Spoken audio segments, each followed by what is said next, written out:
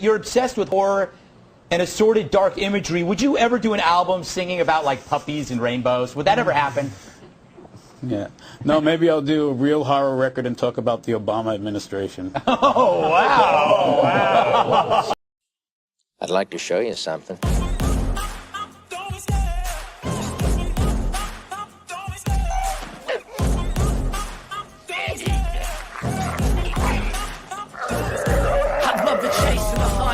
The pace when I'm running, I always take what I want and I always give it 100. Don't need a bank, no I'm funded. Play the game like it's nothing. I'm always thankful for something. Don't take for granted, stay humble. Now wake up, it's time to look at the enemy. Look in the mirror if he is no friend to me. It's not working out, maybe it's the chemistry. It's time to break up so I can make a better me. Better believe in your mind, cause it's everything. You can mold, shape, find almost anything. All it takes is some time and some clarity to find your identity. It's mind over everything.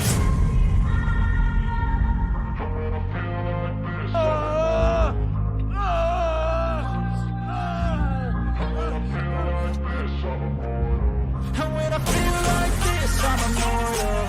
When I feel like this, I'm immortal. When I feel like this, I'm immortal. When I feel like this, I'm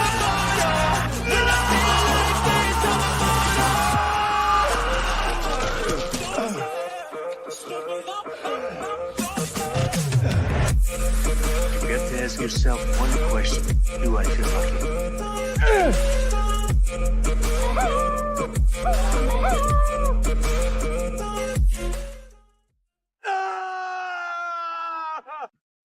Holy macaroni!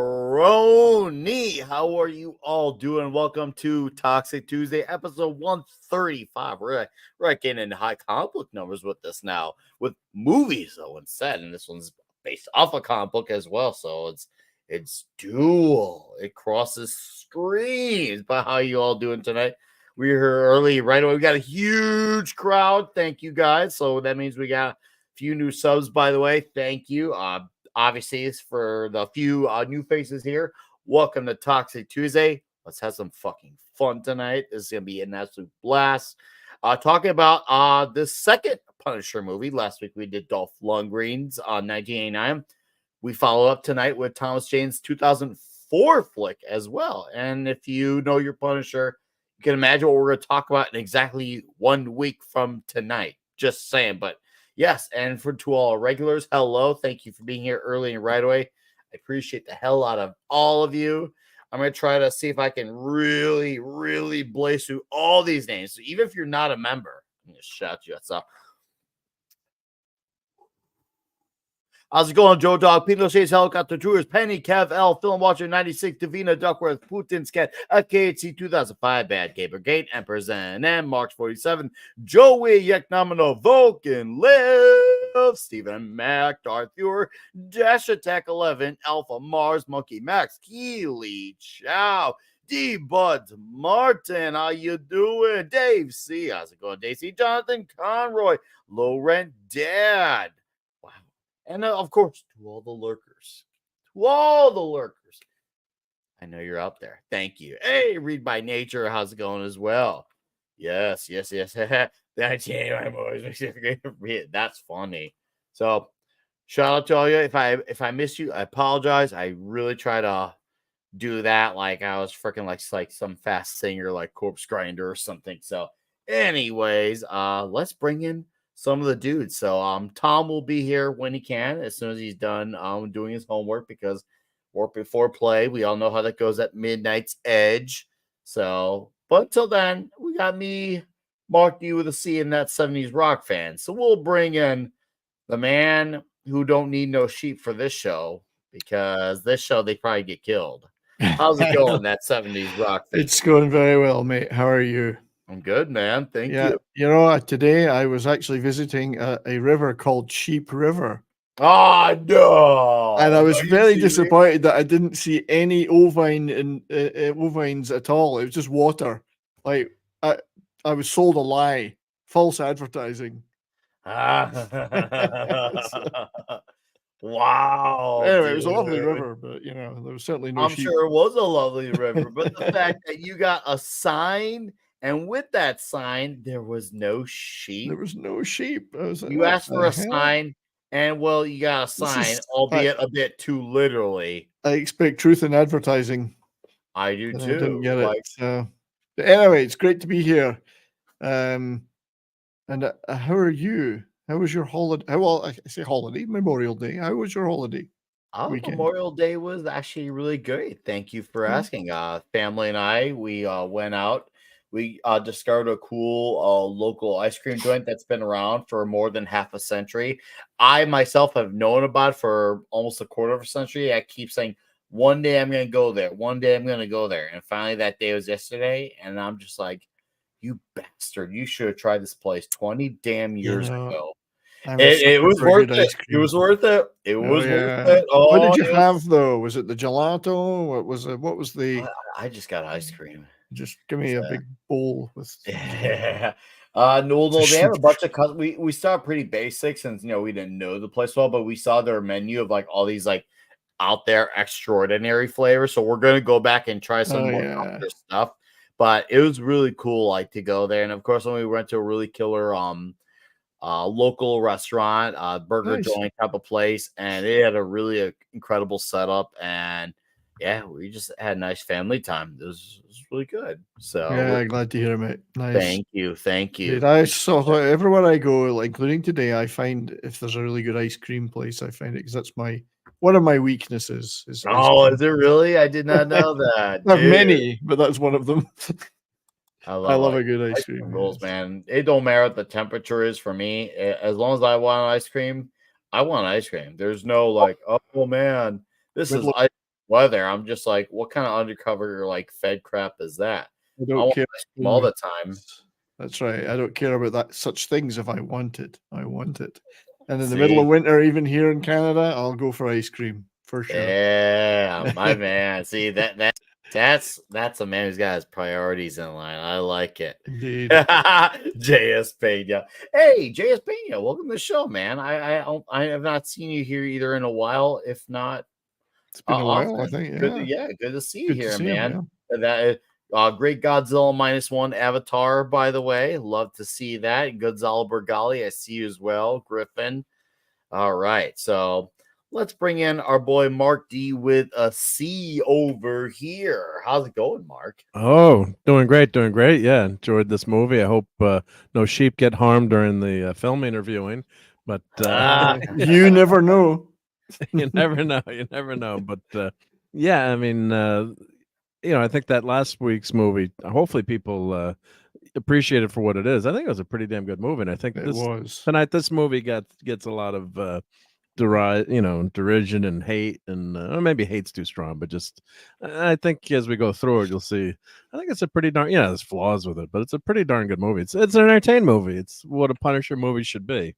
But I think Dolph so far is my favorite Punisher, but Jane is pretty darn good too. But yes, but there's a question here between Dolph and Thomas Jane, who obviously appeared in the show Hung. Which of these guys is the best hung Punisher?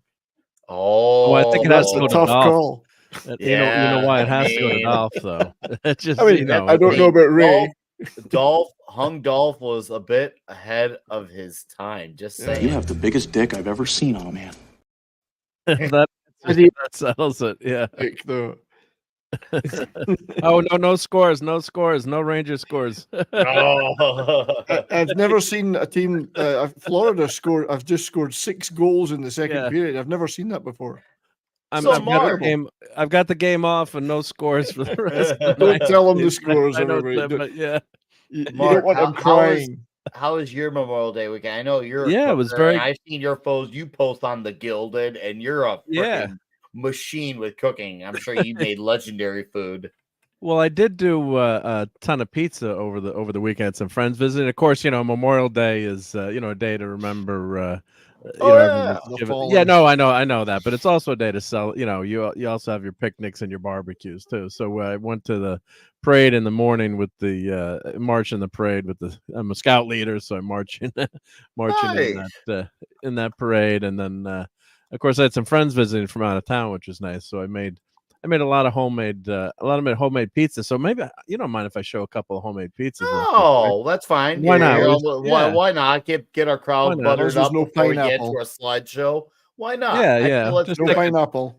No Take a pineapple. quick Let's give him a version quick here. peek before we talk some Punisher. Yeah, we'll do it quick before we talk Punisher. We'll give him a quickie. Yeah, we'll be quick. But here, let me Don't worry share about my it. But don't worry, share my screen. everyone. Yeah, see, yeah, you want to see homemade pizza. Don't worry, we won't be in all night about this. It's just It for looks showing the terrible. love. Well, this is That the doesn't onions, look right? like a I'll go pizza through this at quick. all. Yeah, so there's you got to have sautéed onions, right? There's the homemade sauce going. So we got homemade sauce. We got shrooms, but you can make your own, whatever you want. So I had friends that were yelling at me like, "No fish, no fungus on my pizza," So they're yelling at me. Anchovies, that's what you want. I mean, anchovies. I don't disagree with your friends. Yeah, I don't disagree, Mark. I hope it's not personal, but I'm with Yeah, your that's all buzz. right. I don't even know them, So but you I'm make your kinda own with them. base as well. You make your own Yeah. dough. Does There's the my W. You pizza have a skull made on pepperoni on it? I should have done that actually. Yeah, but this is Oh god, that would have been can't see good. the Wouldn't it? scale, but this is my grandmother's pan from like the 30s that's been in the families, and you could probably fit like 10 pounds of pizza dough in there. So it's like 2.5 feet across there. So you can't really get the scale of that pan there, but it's massive. So You're obviously unable to draw in a circle though. yeah. So there's some of the pie. This is before cooking them. So I let all my friends, there's sausage in there, and mozzarella. Dude. You remember that Randy Nice. Marsh episode of South Park involving him being obsessed with cooking and saying cream freeze very obsessively? That had to have been you when, buttering up the dough and smearing all the cheese and the toppings in there. You had to be like, oh, fuck yeah. Oh, cream freeze. Nice. Oh, So we're getting all loaded up with all our. Oh yeah, pizzas. yeah. Right, they're all personal pans. I know. Yeah, so I said, Oh, more cheese, less cheese, peppers, yeah. Oh man, stealth cum. I love it. Oh man, So there's the after. Ooh, yeah. One on the green egg. Yep. Very nice. So here's there's the Pizza green egg. foreplay. Yeah. Yeah, a little pizza foreplay. Yeah, never hurt anyone, right? Yeah. Oh, You could only do one at a time though, I guess. man, You only back do one when at a time. Gerry doesn't know he's missing. This is what he's late for. This Yeah, is he's what missing he's this. late for. And this is something he can't, put, in his butt. So he's gonna have to live with the fact that this is the one that got away for him. I'm sure he would try. Yeah. Oh, wow. So you get the green egg up to like 700 degrees. I think 600 is a pretty good pizza temperature, and they cook in about 8 minutes. So that's the nice thing. So yeah, you gotta, what the best thing is having friends over, like make a few ahead of time and keep them warm, or because it does take, or you just split them once you get them, you just split them. So that's the parchment paper. You got to pull the parchment paper off. So that's to keep them from sticking to the pizza stone. So they It's better with the parchment paper melded into the pizza. Then it's much nicer. Yeah, it's much nicer. Usually it slides right off. You're right. It is a good thing Tom ain't seeing this straight up, man. Oh, make y'all hungry. Yep. Yeah, hopefully person in our chat, all 65 of you, gets inspired and has pizza tonight because of this. And of course, you have to use an enterprise pizza cutter if you see that. See the that was see a that, really yeah, nice pizza yeah. cutter. I've seen those. I'm moving next door to Mark. Yeah, dude. Oh man, no. If I ever go to Connecticut, I have to find a way to go bug Mark. That's like the goal. for sure. Yeah. If I'm not bugging Mark, what am I doing in my life if I'm in Connecticut? That's like a what's wrong with you? So those came out that one came out pretty good. Yeah, they all came out pretty good. So, but yeah, it's fun too. The fun thing is, instead of just ordering pizza, you're hanging with your friends and everyone can make whatever they want, and drinking beers and just chilling and- Hannibal Grimm gets it. I've got Gordon Ramsay up my ass, Bobby Flay about to kick my ass, and I can't find my fucking cream fraiche. Oh, that was perfect. So All right, thanks so for letting me share that. Yeah, I hope oh you yeah, all no, it's enjoyed all that. good. We won't have any red shirt or Dustin with us tonight. Backdoor Gerry will be here in a few minutes, and he will only come in here one way, and that's through the back door. So we decide if he gets to get let in or not. And as we said earlier, Tom will come after he does his homework. So it's almost like Father Andre is just like, get your homework done, Tom. And then you can go play with the irresponsible kids. So, anyways, are we ready to talk some Punisher? I'm just saying. Are we ready to talk some Punisher? Let's do it. Let's butter it up, man. Great background choice, by the way, Mark. I love this background because I feel like when back in the PS2 days, I think it was, there was a Punisher game, I think. And if I remember correctly, that's the style that they used for the cover of the game. I think the game came out in 05 or 06. Or was it either the final days of PS2 or the early days of PS3? Someone in the chat, correct me if I'm wrong, but there was a Punisher game. I remember that because Somebody that was that saying time where some of them were actually good. You had the Spider-Man 2 one, you had the Spider-Man 1 and 2 on PS1 and 2. You had the Hulk game, the Incredible Hulk Ultimate Destruction. You had Deadpool, and you had a Punisher game. Oh, yeah, thank you. Read by the yeah, it was voiced by Tom Jane. I remember now, and it was cool. It was cool. It was actually fun. And I remember that cover stood out for that game. That cover really like stood out to me. And it was perfect because it was after I had seen this movie. And it was just like, whoa. I was in Keanu Reeves whoa mode. There's the cover for it. Yeah. Oh, look at that. Yeah. Oh, man. That's the one thing. Thomas Jane is a little bit too good looking. Not that I would know what a good looking guy is. Nobody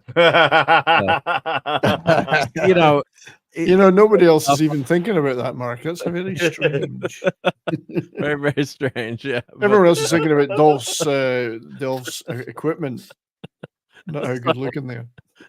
So, right off the bat, these credits, there's obviously a difference in credits where the soundtrack of the opening credits of the Dolph Lundgren movie are a lot more heavier feeling. This looks and feels a lot more somber. There's definitely a more somber feeling to it. I do like both of them. I feel like both suit the moods of their movies. And because that one was like a really big a score in the Lundgren movie, or this one it was almost like it was a quieter guitar, but it was a very dark driven foreshadowing the darkness of the first act, really. Yeah, no, it really is. And of course, unlike the Dolph Lundgren movie, this movie goes obviously all in. Oh, we're gonna talk about some changes. We'll talk about that right now. I actually know why. I did do my homework for the Miami stuff. So you guys ready for this? You want to know why they went to Miami? Travolta didn't like the cold weather. I have no idea. I wish that was it. There was a lot of powdery substances available more freely. The reason why this happened is because John Travolta, when he signed on to this movie, he had agreed that this movie needed to be shot close to where he lived in Florida. He wanted to be close to home for the movie. So it was a convenience thing for him. He needed to be, in order to do this movie, he needed to be close to home. So that way he could drive no more than like 5 minutes per se to the set of the movie. That is why that happened. So I'm trying to think what else was going on Travolta's schedule. I'm trying to think what else was going on in Travolta's career at that time. Was he on one of his highs or was he on one of his lows? Probably in the middle range, because I remember in 96 Pulp Fiction was like 94, 95. Then he had the weird Michael movie in 96. Then he had the Great Face Off in 97. I think that was 97. 96 or 97. And now he has obviously had Punisher in 04. Yeah, it was kind of a bit of a diva move. It kind of it's is. like he must have had some leverage, I guess. But I get it. He's probably the top billed name in terms of the most popular actor. And on top of it, he's not the main character. So he probably like, oh, I'm not the main character and I'm doing this much smaller movie. He probably used that to his, I guess, his power to say, well, then if I'm going to be second billing in this type of movie for someone else who's not as big as me, yeah, he probably used those as his cards for leverage. I can definitely see that. Yeah, and he was, I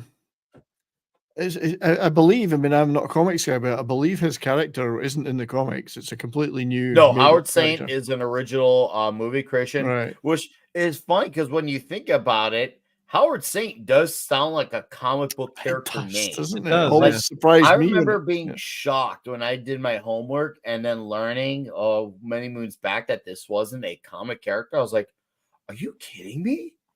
This sounds like a comic character." Like, and I'm actually kind of bummed that they never utilized it as a character because I feel like this would have been something that would have been cool because we have seen some things, especially for things that are, I guess you could say, done well or well received, where they bring it from the movie or show to a comics. I mean, obviously the greatest, most convenient reference would be when Harley Quinn on Batman the Animated Series was a smash hit that they brought to the comics.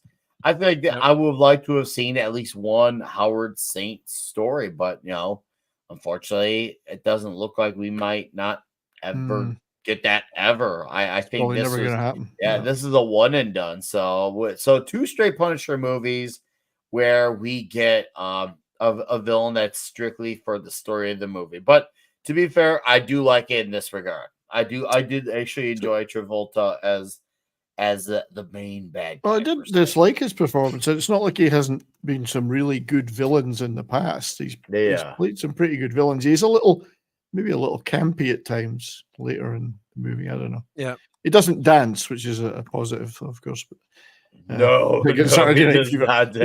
This isn't Grease here. That's right. It's not Grease. He can be, Grease is the word. He's a little campy at times, but then that's what he was like in some of the other movies he's been villains in. Somebody give me my pants. Oh, Mad Morgan took them, Tom. That's what happened. Mad Morgan took them. He probably was sniffing them. Hey, Tom, you're retired. And this was a good. That was a good twist. It was a good twist, yeah, because the drug, the arms deal gone wrong, and then he's not dead, but the surprise of finding out. Of course, they switched him, to the FBI. Yeah, I can live with that instead of the Marines, but the Florida thing, he's a hard-nosed, New Yorker, so that's taken away. Oh, someone's just coming up the back. Coming in the back door. Soul Assassin's pointing out that Microchip and Jigsaw were in. That's right, they were in early drafts, but Hensley didn't want Microchip for some reason as a character. I think that was a shame, but. That is a shame that they didn't go for that element. But before we carry on, and we talk about this great moment. Hi, Gerry. Gerry. Do you have a pedo stash? Yes, I do. Oh, amazing. I needed to start my beard over again, and I shaved it all off today. Amazing. Well, welcome to the show, sir. You look so fresh. Oh, thank you. Baby fresh. So obviously, I remember. So I saw this movie opening day in theaters 20 years ago because this was April of 2004. So now we're in May of 2024. So 20 years ago, I saw this opening day, and I remember that scene where Kissell was, undercover. And I remember thinking to myself, and so I was a teenager when I came out. I'm thinking to myself, wow, that looks like Thomas Jane. Is that really Thomas Jane? Did he just die in the first 5 minutes of the movie? Or is that just some guy who happened to look like Thomas Jane who got killed in the movie? And then, of course, I was like, oh, I get it. He was undercover, bulletproof vest and all that stuff. So I was like, okay. Jane was pretty good, though. And I believe he put a lot of effort into working out for this one. No, he was great for lots the of role. Muscle weight. He put on lots of muscle for this movie. The problem is the film isn't worth the actor. Well, you didn't miss me. You missed my comment before, Gary, because you weren't here, unfortunately. But I was saying I thought Thomas Jane was way too handsome and good looking for the Punisher role. I don't know what you thought of that, but he roughs up pretty good. He roughs up pretty good. Yeah, Okay. because I like the Laundry short film he made. Oh, Dirty Yes. Laundry. Dirty Yeah. Laundry. Oh yeah. We'll definitely cover on that because that definitely is vital to the conversation per se. But I will I- stand by my previous statement last week, which is that Ray is the better Ray cinematic Stevenson. Punisher. Okay. Hey, Yeah. we'll talk about it. I'm withholding all comments until I watch. So all three that movies one. have been done. Yeah, because I don't. I've kind of been admittedly all over the place. I wish You're on the not really character. letting the cat out of the bag. The films have been out for over 20 years. I know, but thoughts and opinions do change In on fact, things. Ray Stevenson is dead. I know. Sadly. And then Wait a here's minute, this guy what? who was in every movie at the time. I remember calling him the guy who was in every movie at the time, the weaselly type of guy. I was like, oh hey, look, it's that one guy who's in everything at the time. God, what's Was that? it Ben Foster. Ben Foster? Was it Ben Yeah. Foster? Yeah. I think that's who that is Ben Foster. I think one of the weakest things they did in this, by the way, was the whole Friends thing in the apartment building. It just Well, it didn't fucking have enough weird. time to build up to that. I think the actors were good, and I liked the characters. I just didn't like it at all. I liked it. I just thought thought they it was pulled it super off quick. weird. I disagree, but we'll get With whom? Me or with Mark? I have seen Warzone. I'm withholding my rewatches to decide where I stand because I don't want to say I liked so and so, and then a rewatch makes me change my mind. The appropriate time to have a deep discussion on it is after we've done all three movies on the show. Yes, exactly. And if we're gonna have a way of going in deep with that conversation, we gotta It's hold going our to be load hard till to the talk end. about a Punisher film without comparison. Oh yeah, of course. We'll have our compare contrast of things that I like first from flick to flick. But as far as the favorite Punisher of them all, that's a conversation that gets saved to the very end. What's up, Conan? By Crumb. Yeah, no, I this was an interesting era because 03 was the first year you had 3 Marvel movies, even though it wasn't the MCU at the time. You had the Daredevil Fox movie, X-Men. Did they Fox add that movie. intro to it? Sorry, no, did they They add did. that The Marvel intro was that was added to added. this. I was wondering. Yeah. I was going to say I don't remember. Yeah, I don't remember that, Mark. That Yeah, in the being there movie theater, I before. remember that. That's the current or a more current Marvel intro. Yes. They added that, and then you had the Universal Eric Bana Hulk movie, and then 04 you had I think it was just this movie and Spider-Man 2 a few months later, I think, because there's no DC movies at the time, and this was obviously actually R-rated because I remember there was concerned skepticism that this would get neutered and be bogged down to a PG-13. That didn't happen, but I do recall Jane saying that the studio did not know how to lean in with the promotion of this movie, and he says if only they had Batman Begins come out sooner, because they saw how well that worked in terms of the tonality and then promoting the movie, and they could have maybe learned some lessons from that. And I could definitely see his point of that. Batman Begins definitely kind of opened the door once again for those types of movies to be a mainstream thing again, even though the Dark Knight trilogy, as much as I enjoy them, I think that also brought out a bad response when a lot of people are like, oh, hey, we just need to make every character dark, and not realize, hey, this character works being dark. But that's usually what happens when something succeeds. That when a trend is set, everyone just follows it and not think, hey, why did this work? Should we follow that? Should we emulate it? Or does that not work for the context of what we're doing? And instead, no one thinks about that. They just do it just because, well, it worked for so-and-so, so we're just going to do it. And we assume that everyone's going to follow, even though that's 99% of the time not how it works. But anyways, we get to the retirement celebration scene that is unfortunately very short-lived. Before that, we had Saint weeping over the body of his son and claiming what a special boy he was. Why is it psychopathic gang their criminal bosses always think their shitty sons are really lovely guys. Right, yeah. That's why they're criminals, man. That's why they're bad guys. Except for Michael Nyquist and bad John Wick. guys. He knew his son was a shithead. Yeah. Bad guys. And we got Roy Scheider here. Too bad the shark didn't come back for revenge. Oh no, wrong movie. Bad And guys somebody- think that they're doing good things. Straight He was up. such a special boy. No, he wasn't. He was a little Jones. shit. He's a shit. So of course he's gonna act like, oh, my poor son, even though he's a criminal just like me. So they took everyone to Puerto Rico so they could kill more people in this version of the Punisher.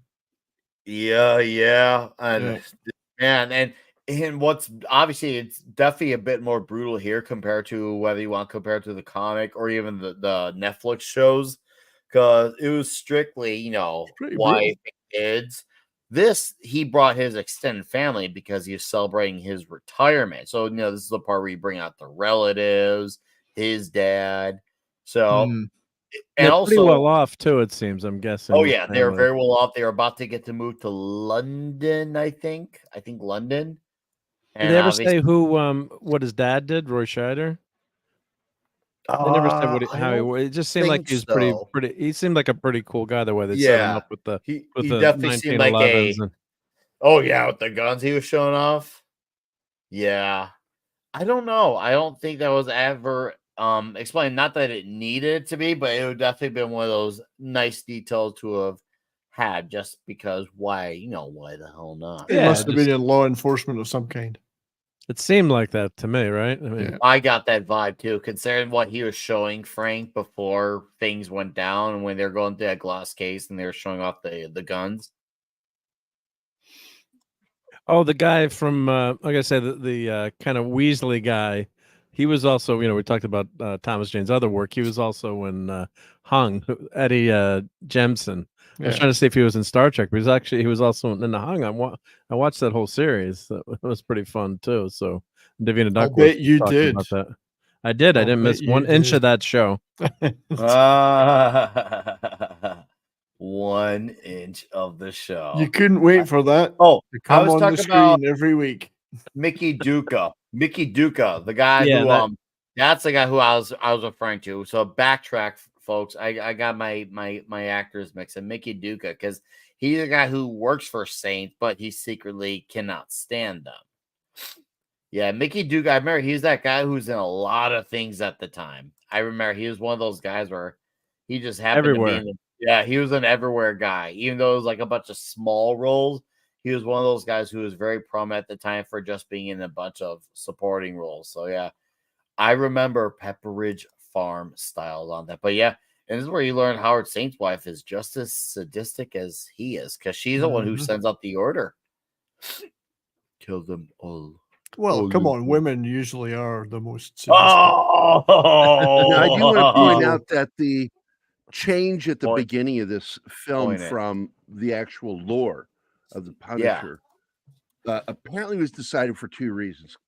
One reason was because Travolta's in the film, and he had just done the film a few years before, Face Off, that had a similar scene in it, as well as the concern over the repeat of another John Woo film, because John Woo had another scene just like that.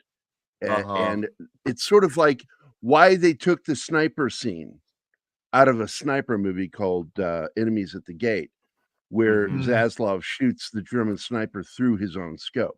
That was taken out of the movie because it was already done in Saving Private Ryan, even though Private Ryan stole it from that instance. Because that's true. We know Hollywood is full of morals and they would never rip each other off, ever. It is. Doesn't it seem There's really no fucking such stupid thing now that as we look money back on it? laundering and To not corruption. do those. These guys are stupid, saints. you're right. Come on, guys. Give them the benefit of the doubt. They're absolute saints, and you know that they are. And was it Hard Boiled or The Killer that had the Ferris wheel, the merry-go-round scene? Which one was it? It was one of John Woo's earlier films. I think it was The Killer. I think my memory could be off on them. I think He's the assassin in that one, and I think that is it. But they Was did it in it? that film. Then he did it again in Face Off with Travolta, and Travolta's in this movie, and I think a concerted effort was made not to have this. Oh, The Punisher TV show had a. No, had man, Alpha Gerry amusement just got park, too. punished by the Punisher He's for been talking punished. about it. Oh no! He slipped out the back door. Yeah. I came in through the back door. In the ass? Cosmic Vader's chat, the irony of Travolta's character shooting. Travolta got him. Yeah, right. Straight up, Travolta got him. Oh man. And I didn't like the son giving it. Oh, Go ahead, back in. Mark. Sorry, guys, I lost it. It's okay. Sorry about that, Gary. It wasn't me. But no, I didn't like. I mean, I like the sentimental value of knowing that the son gave him the shirt, but it just seems a little too cheesy to have him find that shirt and give it to him. You know, just and why would you give your dad like a? Why would you give your like dad that shirt? Yeah, that's not a gift you would give to your dad. I mean, just it was too much of a convenient unless setup. you But knew I he was like, a real hard ass. yeah, but I don't know. Just just They should have had the it kid didn't- really violent and psychopathic, and then it would have made sense. Yeah. Look what I drew for you in school, Dad. Look You what know? I drew, Dad. That's you. I fought an entire gang into a bloody pulp to steal this shirt for you.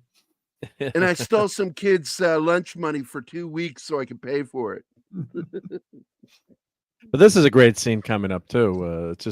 I mean, it actually makes it worse than what happens to the original character, the Punisher. I mean, they wipe out basically his whole family and friends. I mean, so this gone wrong. Everyone in his family, his extended family. So it wasn't Yeah, just Roy like Scheider, his dad is murdered. Well, look at the bright this side. time He the doesn't shark have to- didn't get him. Look at the money he's going to save on Christmas cards and birthday cards. Oh, Jesus. Oh, 70s. That is something that Travolta should have said to him in the movie. Oh, that would have saved you. That would have doing you a been a favor. good Howard Saint line. That would have been a good Howard Saint line. favor. And why didn't they grab the shotguns? I would have gone right for those 1911s. I mean, Mm. much more capacity in those. So that was another minor, nitpick flaw. But I would have grabbed those 1911s. Well, Oh, you'd have both. I'd have the shotguns and those, but the 1911s are Because much we're in a faster to resort. reload than. When you're in a resort in Puerto Rico and you're being attacked by dozens of heavily armed gangsters, that's the first thing you would think of. It would be. If you knew knowing me, I would be like, "What?" That'd be tactically sound. you Yeah, would, I would, but I'd want the shotguns too. Don't get me wrong. I'd want the rocket I launchers. just want to tell you something. For anybody who's military will tell you this. I mean, actual trained military. We size everybody up when we meet them, and we look for every means of egress out of a room. I think you're looking for every means of ingress, aren't you, Gary? Well, that's just for me. I'm talking about other veterans. But it's true. Everywhere you go, I agree. Everywhere I go, I'm always looking for where are the exits. Just what would happen here? And not How do I have consciously to- sometimes. If this guy becomes insane, how do I have to kill him? Yeah. But, where are the emergency exits in this building that we're all sitting in, or whatever? Yeah. This scene is, even though there's something about less is more kills that sometimes feel even more brutal than when you fully see it, because you see a lot of the gunshots go off, but there are certain key people that you don't see actually die, but you know that they did. And sometimes it feels a little bit more unsettling. It's just like, fuck, that sucks type of thing. You definitely, there's a sense of uneasiness to it, especially when it's like family or there's children involved. I feel like there's sometimes impacts the death even more sometimes when you don't fully see it happen. No, you don't need to see every person die. I agree with that. Sometimes, once again, in some cases, less is more. I think this movie pulled that off, which it could have easily leaned on it because it's R-rated, and it wasn't like it was going to be affected. But I do have a challenge. Is it really necessary to have this rather expensive looking and extremely lengthy massacre rather than what we had in, let's say, in the previous movie, which is just really flashbacks? Is it necessary? Is it a good or a bad thing? I would say it's honestly nothing more than just a thing that they did. I just see it as whatever you decide it is. Hmm. I It's a think very it's different fine. feel. I think it's good because granted, it took the core of the family and added his extended family and put him on rather than be. I think he has a Coney Island in the comics. I think it's Coney Island, the amusement park in New York City. He did on one for retirement on family vacation. I think it did definitely add some weight to the deaths because it's now he doesn't have like a dad. Well, it's a very different approach. It's certainly a different approach to have such a wide scale action piece rather than just a series of flashbacks. Also, I just noticed there that Mark's Pizza's got really ruined by that gunfight. Ah, It did, yeah, that red claw. Damn it. Picking bits of bullet casing out. Yeah. I do think I feel like this movie kind of covered that stuff the best as far as the unfortunate tragedy of Frank Castle. Because think about it, you only hear about it in Dolph Lundgren's movie, and I think there's flashbacks by the animated series. Yeah. And then and then for Warzone, it was brought up very vaguely, but it wasn't like it's just a dwelt upon thing. Personal preference for me. I mean, I don't mind big action scenes like this, but I kind of preferred the Warzone approach, which is characters established. Let's just get on with it, you know. Yeah, I feel like certain characters that benefits from I think Robert E. Howard, those type of characters, they benefit from just existing and getting straight to the point. And maybe that's the Marvel fan in me speaking, because I've grown up with a lot of these characters having an origin story. That's me. That's like a really great extension of all those characters. So I guess because it's that for me, it's an expectation. So there should be a uniformity. This is why you should give a shit. Story. Yeah, you should. It's like changing Batman's origin story is weird when people try to go too far with it. The Punisher has a very specific origin story as to why he does what he does. And why Mm-hmm. it's like it says, it's not revenge, it's punishment. He wants to punish those who got away with it. Revenge is just an emotional reaction. I remember. I think it was a conscious choice to make this extended intro. It's just to make it a big budget Hollywood action movie, kind of, in a sense. I don't think the budget was too high, though. There are some. It's a reasonable budget. It was at 35 million or something. Yeah, for the time, it was reasonable. Cut it in half that director, though. Yeah, in our chat is possibly military because he says also don't silhouette yourself in a window. Yeah. You're taught in the military never make a silhouette, especially naked. That's just asking for trouble. Well, and doors and wood. Wood and door. Buildings do not stop. If Dolph, what are you saying about having wood? Are you saying if that Dolph stood sideways naked, nude when you have wood? Is that what you said, Mark? Something like that. Yeah. Wood cannot stop a bullet. Yeah, no matter how hard the wood is. Dolph could. I thought you were saying your wood couldn't stop a bullet. No, definitely not these days. Yeah, no. I'd just like to say Will Patton. There's a great actor right there. Good friend. Yeah, Will Patton. I always enjoy Will Patton and stuff. Man, and he was great in bad guy. what was that Alien show, the Alien Invasion show? He was great as like the Falling Skies. Falling Skies, with Noah Wiley. My boss Dale Dye, because Dale's in that too. That was a great show. I liked Dale it. also ghostwrote the original script. Good stuff. Yeah, good stuff. Steven Spielberg never gives credit. If you know your Punisher, I think that I don't know if you're hating it or just hate because you feel for the family.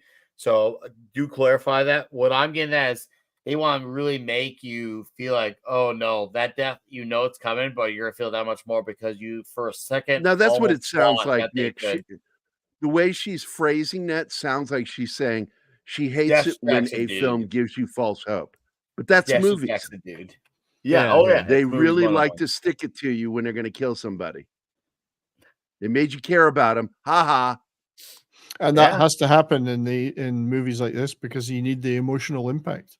It has That's to right, happen. and it did, and it showed you knew that the son and the wife got hit by the car, and you didn't fully see it happen. You saw the vehicle nail, but from the camera angle perspective, and then that was it.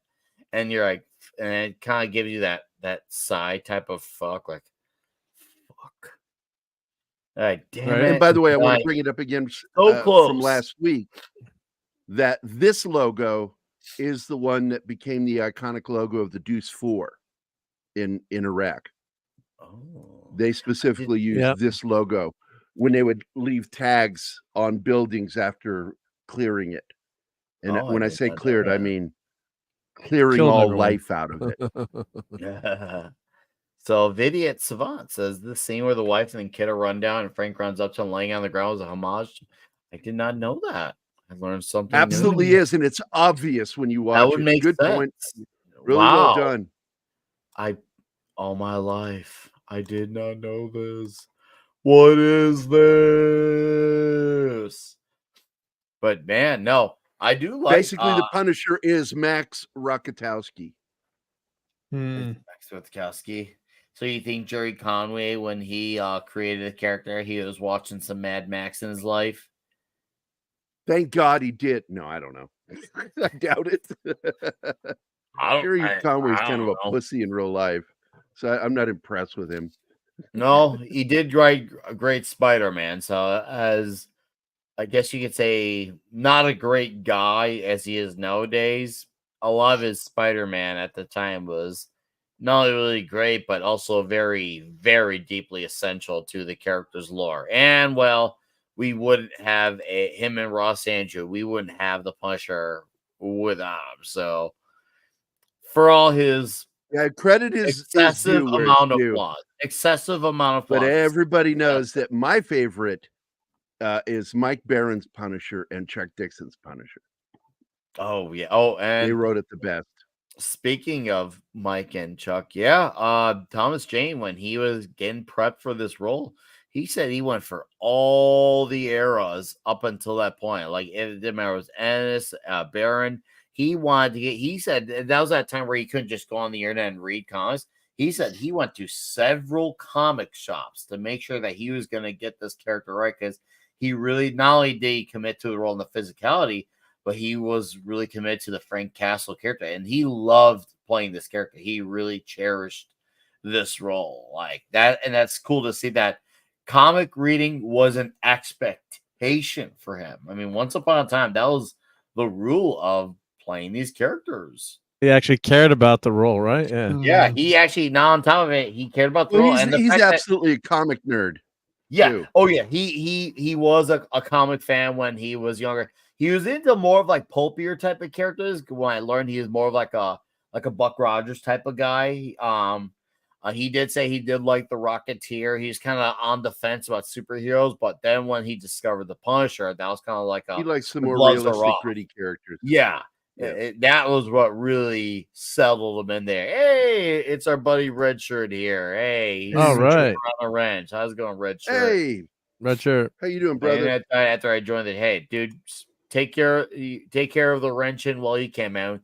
We like having a man with a big metal stick around in the chat. Wrench away. And then tragedy is so. Who was so the? I think they're gonna get away, right?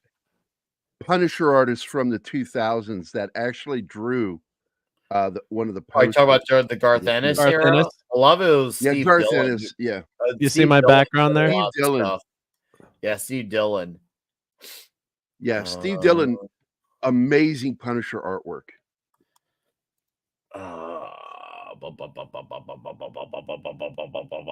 I just realized you had the Punisher logo of the '89 movie. Yeah, that's funny. Yeah, I like that one better because that's the actual Punisher logo. I mean, the new logo I think sucks for this movie. Or I do agree. typeface. I do think the Typeface, logo of yeah. '89 is better. I do agree. Yeah. I like this one.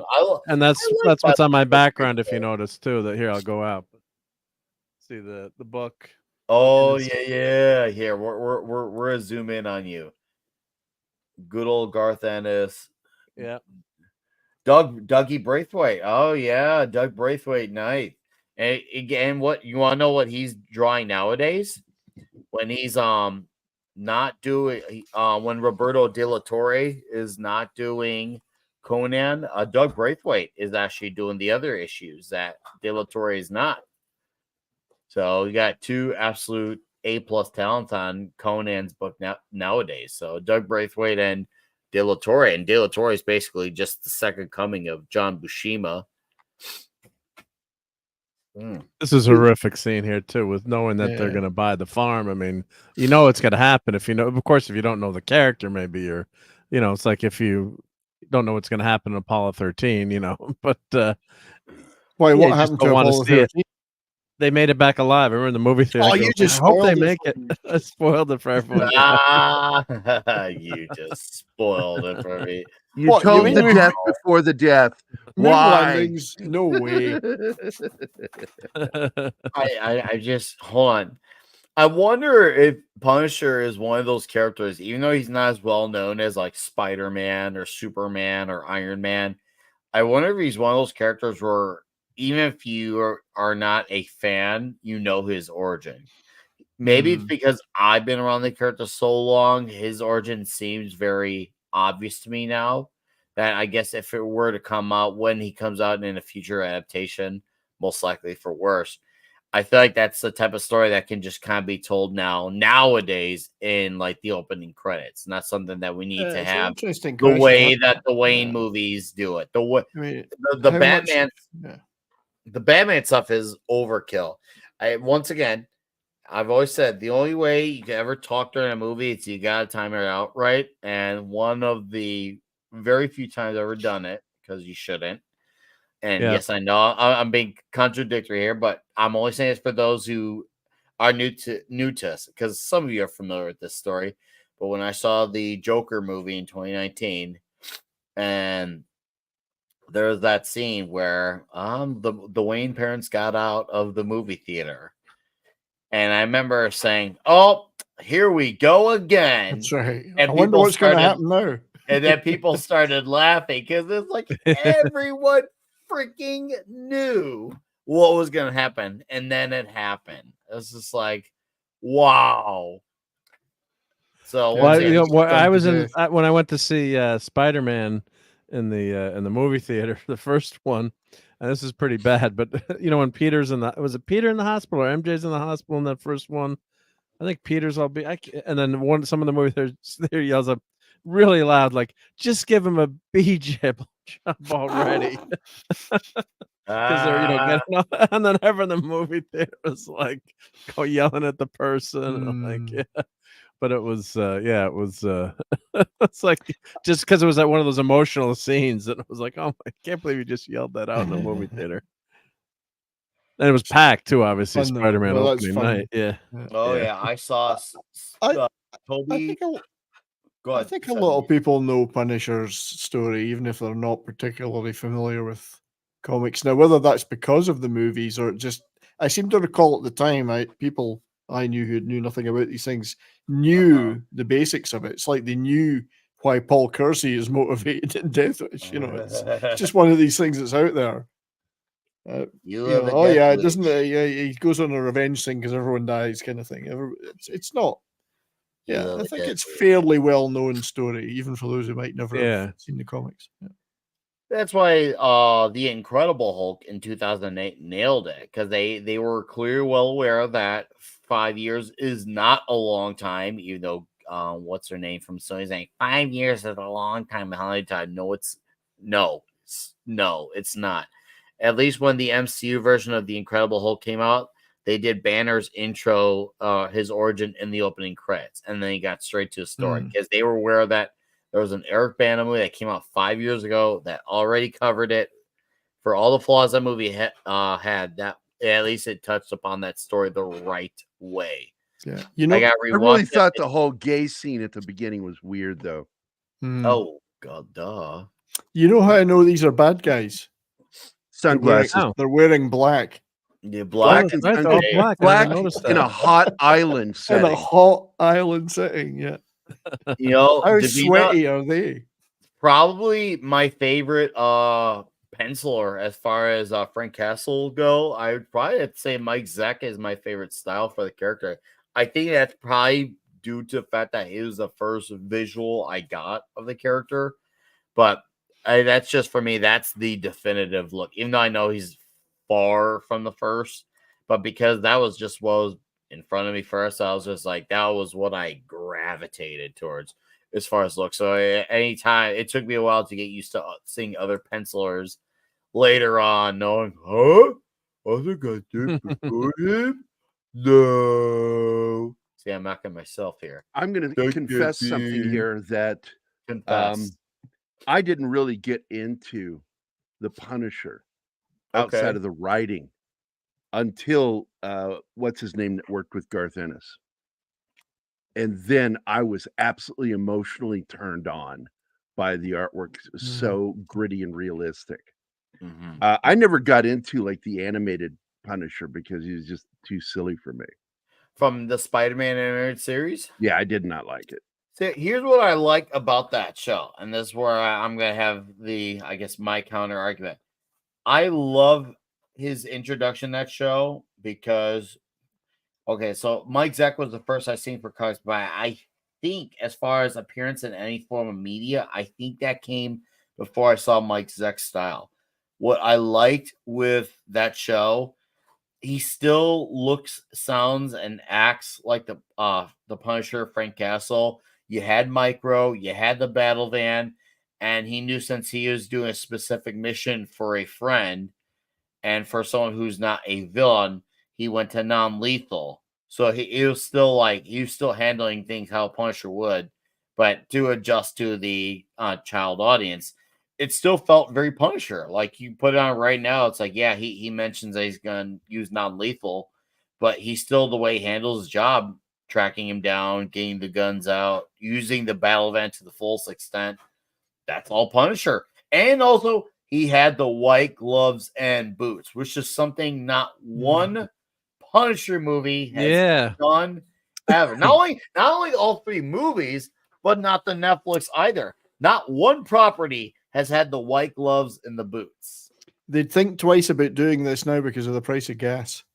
Thank you, Joe Do you think we Biden. should? No, it's a bit much. Mark, you can not kick this up a bit. Is just this so you know? Is this number speed wise or what? Speed wise, yeah. So Mark, is this 2 hours is a long? Is this the No, theatrical? I thought I did knock it up. Okay. I just wanted to Is this check. the theatrical version, I thought Mark? I did. Okay. Is it the theatrical version, or is it the? Oh crap! Because I've never seen. There is an extended one. I've never seen it. Yeah, this is the 2-hour one. Yeah, because there's a 2.5-hour one, which I've never seen. No, let me get back to where we were. Crud! I hit the wrong. No, it's okay. I hit the wrong button. Yep. No, Way usually to what I do. screw it up, Mark. Screw it up, Mark. Let's Jeez, just start again from the beginning. Okay, so this is the openings. No, See, there was. they just wasted a lot of high octane fuel there. Yes. Yeah, let me. I think where the heck were we? Right? Oh no. Hey, what number were we Howard, Mr. Saint, we could at least fill their cars up first. We got stuff we got to send to Ukraine. You know that Biden inflation's a real thing. They could at least have filled up their vehicles before they blew the place up.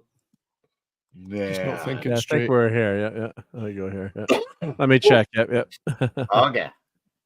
Awesome. Yeah. This is the part where they leave not only Frank for dead, but they thought for sure with the explosion, they didn't see his body fly out. They just thought that, well, he shut up. There's no way he's gonna fly out. I don't understand how he isn't dead though. I mean, why is it bad guys are so bad at shooting people dead when they're right in front of them 2 feet? I don't know, man. Ask the stormtroopers. I mean, apparently that's not killing is. Well, they can't even hit a barn door. Never mind. Oh, how much is the gas there? Does that have a price? Oh, no price. Oh God! If I had to guess, that's the old one without the digital, right? Yeah. If I had to guess, at this time they're probably. So this is the year after. No, because even though this movie came in 2004, it wasn't until 2003 when we were going to war with Iraq. So this movie pretty much started right around the time that was getting filmed. So gas probably wasn't expensive then. It was probably 1 to 2 something at the time. That's my guess. I could be wrong. Correct me, but judging by when this movie was filmed, no, early 03, yeah, I have a feeling it probably wasn't that expensive. Definitely better than what it is now. Here's though. some Not of that that's artwork up again, to you. by the way. Mark, can you Yeah, I see it? see your. This guy blew me away. Yeah, He blew you. He blew you. I wish. Oh, Well, you weren't going to say It's no, were you? He's dangerous. incredible artwork, dude. Oh, that was good. That was perfect. Get that junk out of here. And yeah. There's Mr. Saint. Mr. Saint. That guy. Mr. Yeah. Saint. And now he's a car. Yeah, he's got a park cars now, right? Why would they call him Francis? You know, that's something family would call him. Well, not the newspaper. Francis Castle. It's like it's Frank Castle, fuckhead. I don't know. He's a highfalutin Punisher now. But the sad part is when he holds his pinky out when he shoots him. I think Travolta. I mean, I like John Travolta as an actor, but I think he kind of took something away from the movie. I mean, where Jack Nicholson worked as the Joker. He was Joker. too big of a name for this role. I felt that. Yeah. Yeah, and then you're expecting just hated someone this to character. dance. Yeah, I don't think the character is not written terribly. You know, you got to have. You know, you're just going to be a. You know, it's a basic, standard. You know, drug dealing or mafia type villain. But just seeing John Travolta there, I just keep seeing. You know, Saturday Night Fever. You know, which is. You know, I guess my fault. Just enjoyed Face Off a few years before. I want to take his face. Yeah. But even that, he's kind of campy at times. I mean, he's not threatening. Oh, that was so over the top. Yeah. You want to take his face? Oh my God! It's that Tom Hanks movie on an island. Castaway. Yeah. Yeah. Good. So good the only thing more annoying, in my opinion alone, in this movie, as far as a character or actor, other than John Travolta, is John Panetta as the fat neighbor. I just fucking hated that guy, and I love him as You didn't comedian. like Bumpkiss? You didn't like Bumpkiss? The Bump? He was so annoying. John Bumpkin Bennett, or Bumpo. Have you seen It's the Bumpo. girl bosses that have come on the last 10 years? I mean, man. Just saying. You know, he died in 14. He did. He had a what do you call it? Oh no! Did he really die? Embolism. Yeah, he died of a that's pulmonary unfortunate. embolism. He was funny. 14. I always remember. I love God, his goofy. Get out of the Chinese restaurant stories. Get This out of the is line. This line Go here. listen to his Chinese restaurant stories. Are the Yeah. fucking funniest Oh, things hilarious! ever hear. Absolutely. Yeah. This line Yeah. was the first line that stuck out to me when I got out there. This is the first line that came back to me when Candelaria says, "Castle, go with God," and then Castle looks at him with that calm stare and says, "God's gonna sit this one out." I was just like, dude, Yeah. that's one of the most badass It's a badass line, isn't it? ever. Oh, so good. I love it. Oh, so I got stuff, hot good stuff. dogs. Go ahead and chat. I got a hot dog. I got to ask, why? How did he get out of Puerto Rico? I guess, well, it's you don't. They don't well, he check, swam. he swam. I mean, I guess Biden's not president, so the If it's borders past must be tense, slightly closed back then. We but could say swum. He swam. but it's like he gets back and he's got. I Past guess he tense. had access to his bank accounts. I mean, when you die, unfortunately, they go through probate. They close all your bank accounts. You have no money. Nobody Unless knew. the- Nobody knew mean, they did- died. The whole family This was is wiped the guy out. who works for Nobody the knew. government. Do you No, think but they he knew didn't he have was- any hidden savings lying around. Think about it. Well, he might have as an undercover guy, but I'm just saying, they don't explain any of this setup here, like how he They gets don't back, need or to. because he's considered, he's written off as dead. So I think all your Clearly he accounts, had, everything gets closed. like so many agents, they have tucked away money for I think emergencies. Mark's cute for demanding verity in his movies.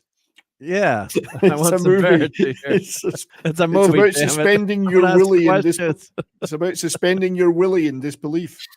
When you I mean, go why undercover, suspension? look, I'm trying to What? explain something for real. If you are an undercover agent or operative of any kind, you always have money tucked away offshore. Okay. And I guarantee that you makes that's sense. where he had it. And he had a safe house or The something. weakest part of this whole thing is Panetta's character. I could handle Rebecca Romaine's character. Oh, I I'll bet could you have could. handled what's his name? couldn't. Isn't Metal these Hut? characters based Ben off actual Foster's comic characters? Ben though? Foster's character was believable. Panetta is there. He is. I just Panetta. fucking hate him so much in this movie. I think these characters were based off actual characters from Menace's Out of the run. comic book, they were. Yeah. Doesn't mean I'm going to like what they do with them. And Okay. I had problems with his character overall. He made it too cartoony for me, and it bugged the shit out of me. But that's Ooh, the difference Terminator. in tone. As the movie goes on, there is a little bit more, I don't know, campiness from the. It's campiness, and it fucking Yeah. annoyed me. You do not introduce camp into a Frank Castle story, not and lose verisimilitude. Keep that to the bedroom, don't you? I think Yeah, there's you can't- some silly parts, but it doesn't get that silly. Well, look, Yeah. the Russian fight scene absolutely has one of the coolest moments in it, because those of you who don't know, when he stabbed him with a knife, he actually stabbed him with a real knife. Oh, I know. It was pure fuck up. Yes, But it yes. stayed No in way. the movie, and he It's a stayed real in stabbing, yeah. character.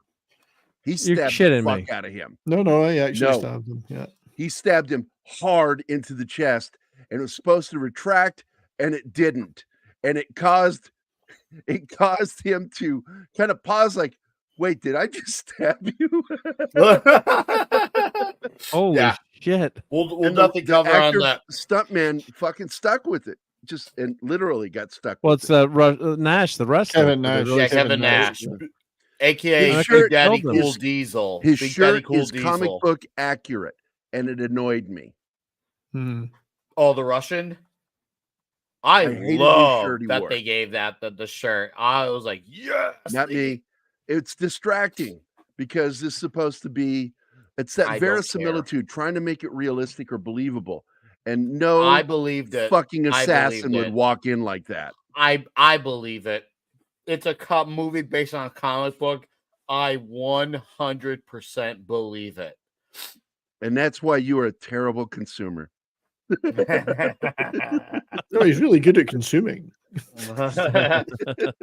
And you're good at receiving. So it works out. I'm gonna get right I to am receiver. a human receptacle of Of love. Receiving. love. That's The the word lovin'- I wanted to the find another lovin' word. You like your loving spoonful, don't you? Loving Isn't by the this spoonful. scene- That's right. I feel like this scene, I think I saw maybe even said in the chat, but I think the scene actually was influenced by a scene from the books. This What torch scene? scene. This one? Torch scene was I think thank it's you, in the Vidiot. Garth Ennis books. Right there. Warzone #1 by Chuck Oh, Dixon. it's Dixon. Okay, there we go. There you go.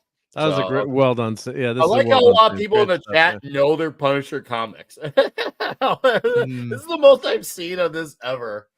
It's maybe a sign that we need to talk about on the Friday show. Just saying. Geary's She was a big girl. Goddamn right. I think Goddamn Rebecca right. wouldn't Rebecca have been able to, looking that pretty when she'd been able to get out of there? I don't know. Just kidding. But She I was just just always see. Mystique, the Mystique, movie yes. a year before. Well, and during this whole period, yeah, she was making those movies. I just Alright. see her as such a Hollywood star. It's like, I mean, they did Isn't this kind of back dirty her up, but before she ran off with the fat kid from Stand By Me? Did she? yes, it is. Yeah, it Who's is. still Yeah, so Stamos. She's she still with runs John up the Stamos. bumpkins. Yeah, she's with Stamos with this Blackie. Okay. If Here's you watched your soap operas. Before I let you guys chat more, I'm going to say another great line that is slightly silly, but I will strongly disagree that the humor worked for it. Is where during this interrogation, and he says, "You smell that, Mick? I'm burning off some of your fat." And I'm like, That's a good I was like line. an Arnold Yeah. delivery line. That's dark as fuck, though, dude. It's dark, yeah, but it's funny. Hey, does that smell good? Yeah. Yeah, That's you. Yeah. bacon fat? It's you. All right, You're melting. I'm melting. all right, chat away. I'm gonna eat the second hot dog. That's what Gary said. Ouch. Yeah.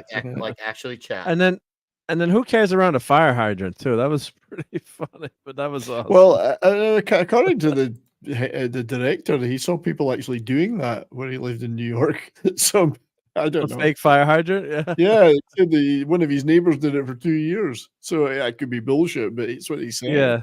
He also said that That's pretty he lived next door to Roy Scheider, and that's how he got him to be in the movie. That's right. They were neighbors. Alpha brought up again that Kevin Nash played a Russian in another film. He played him in John Wick.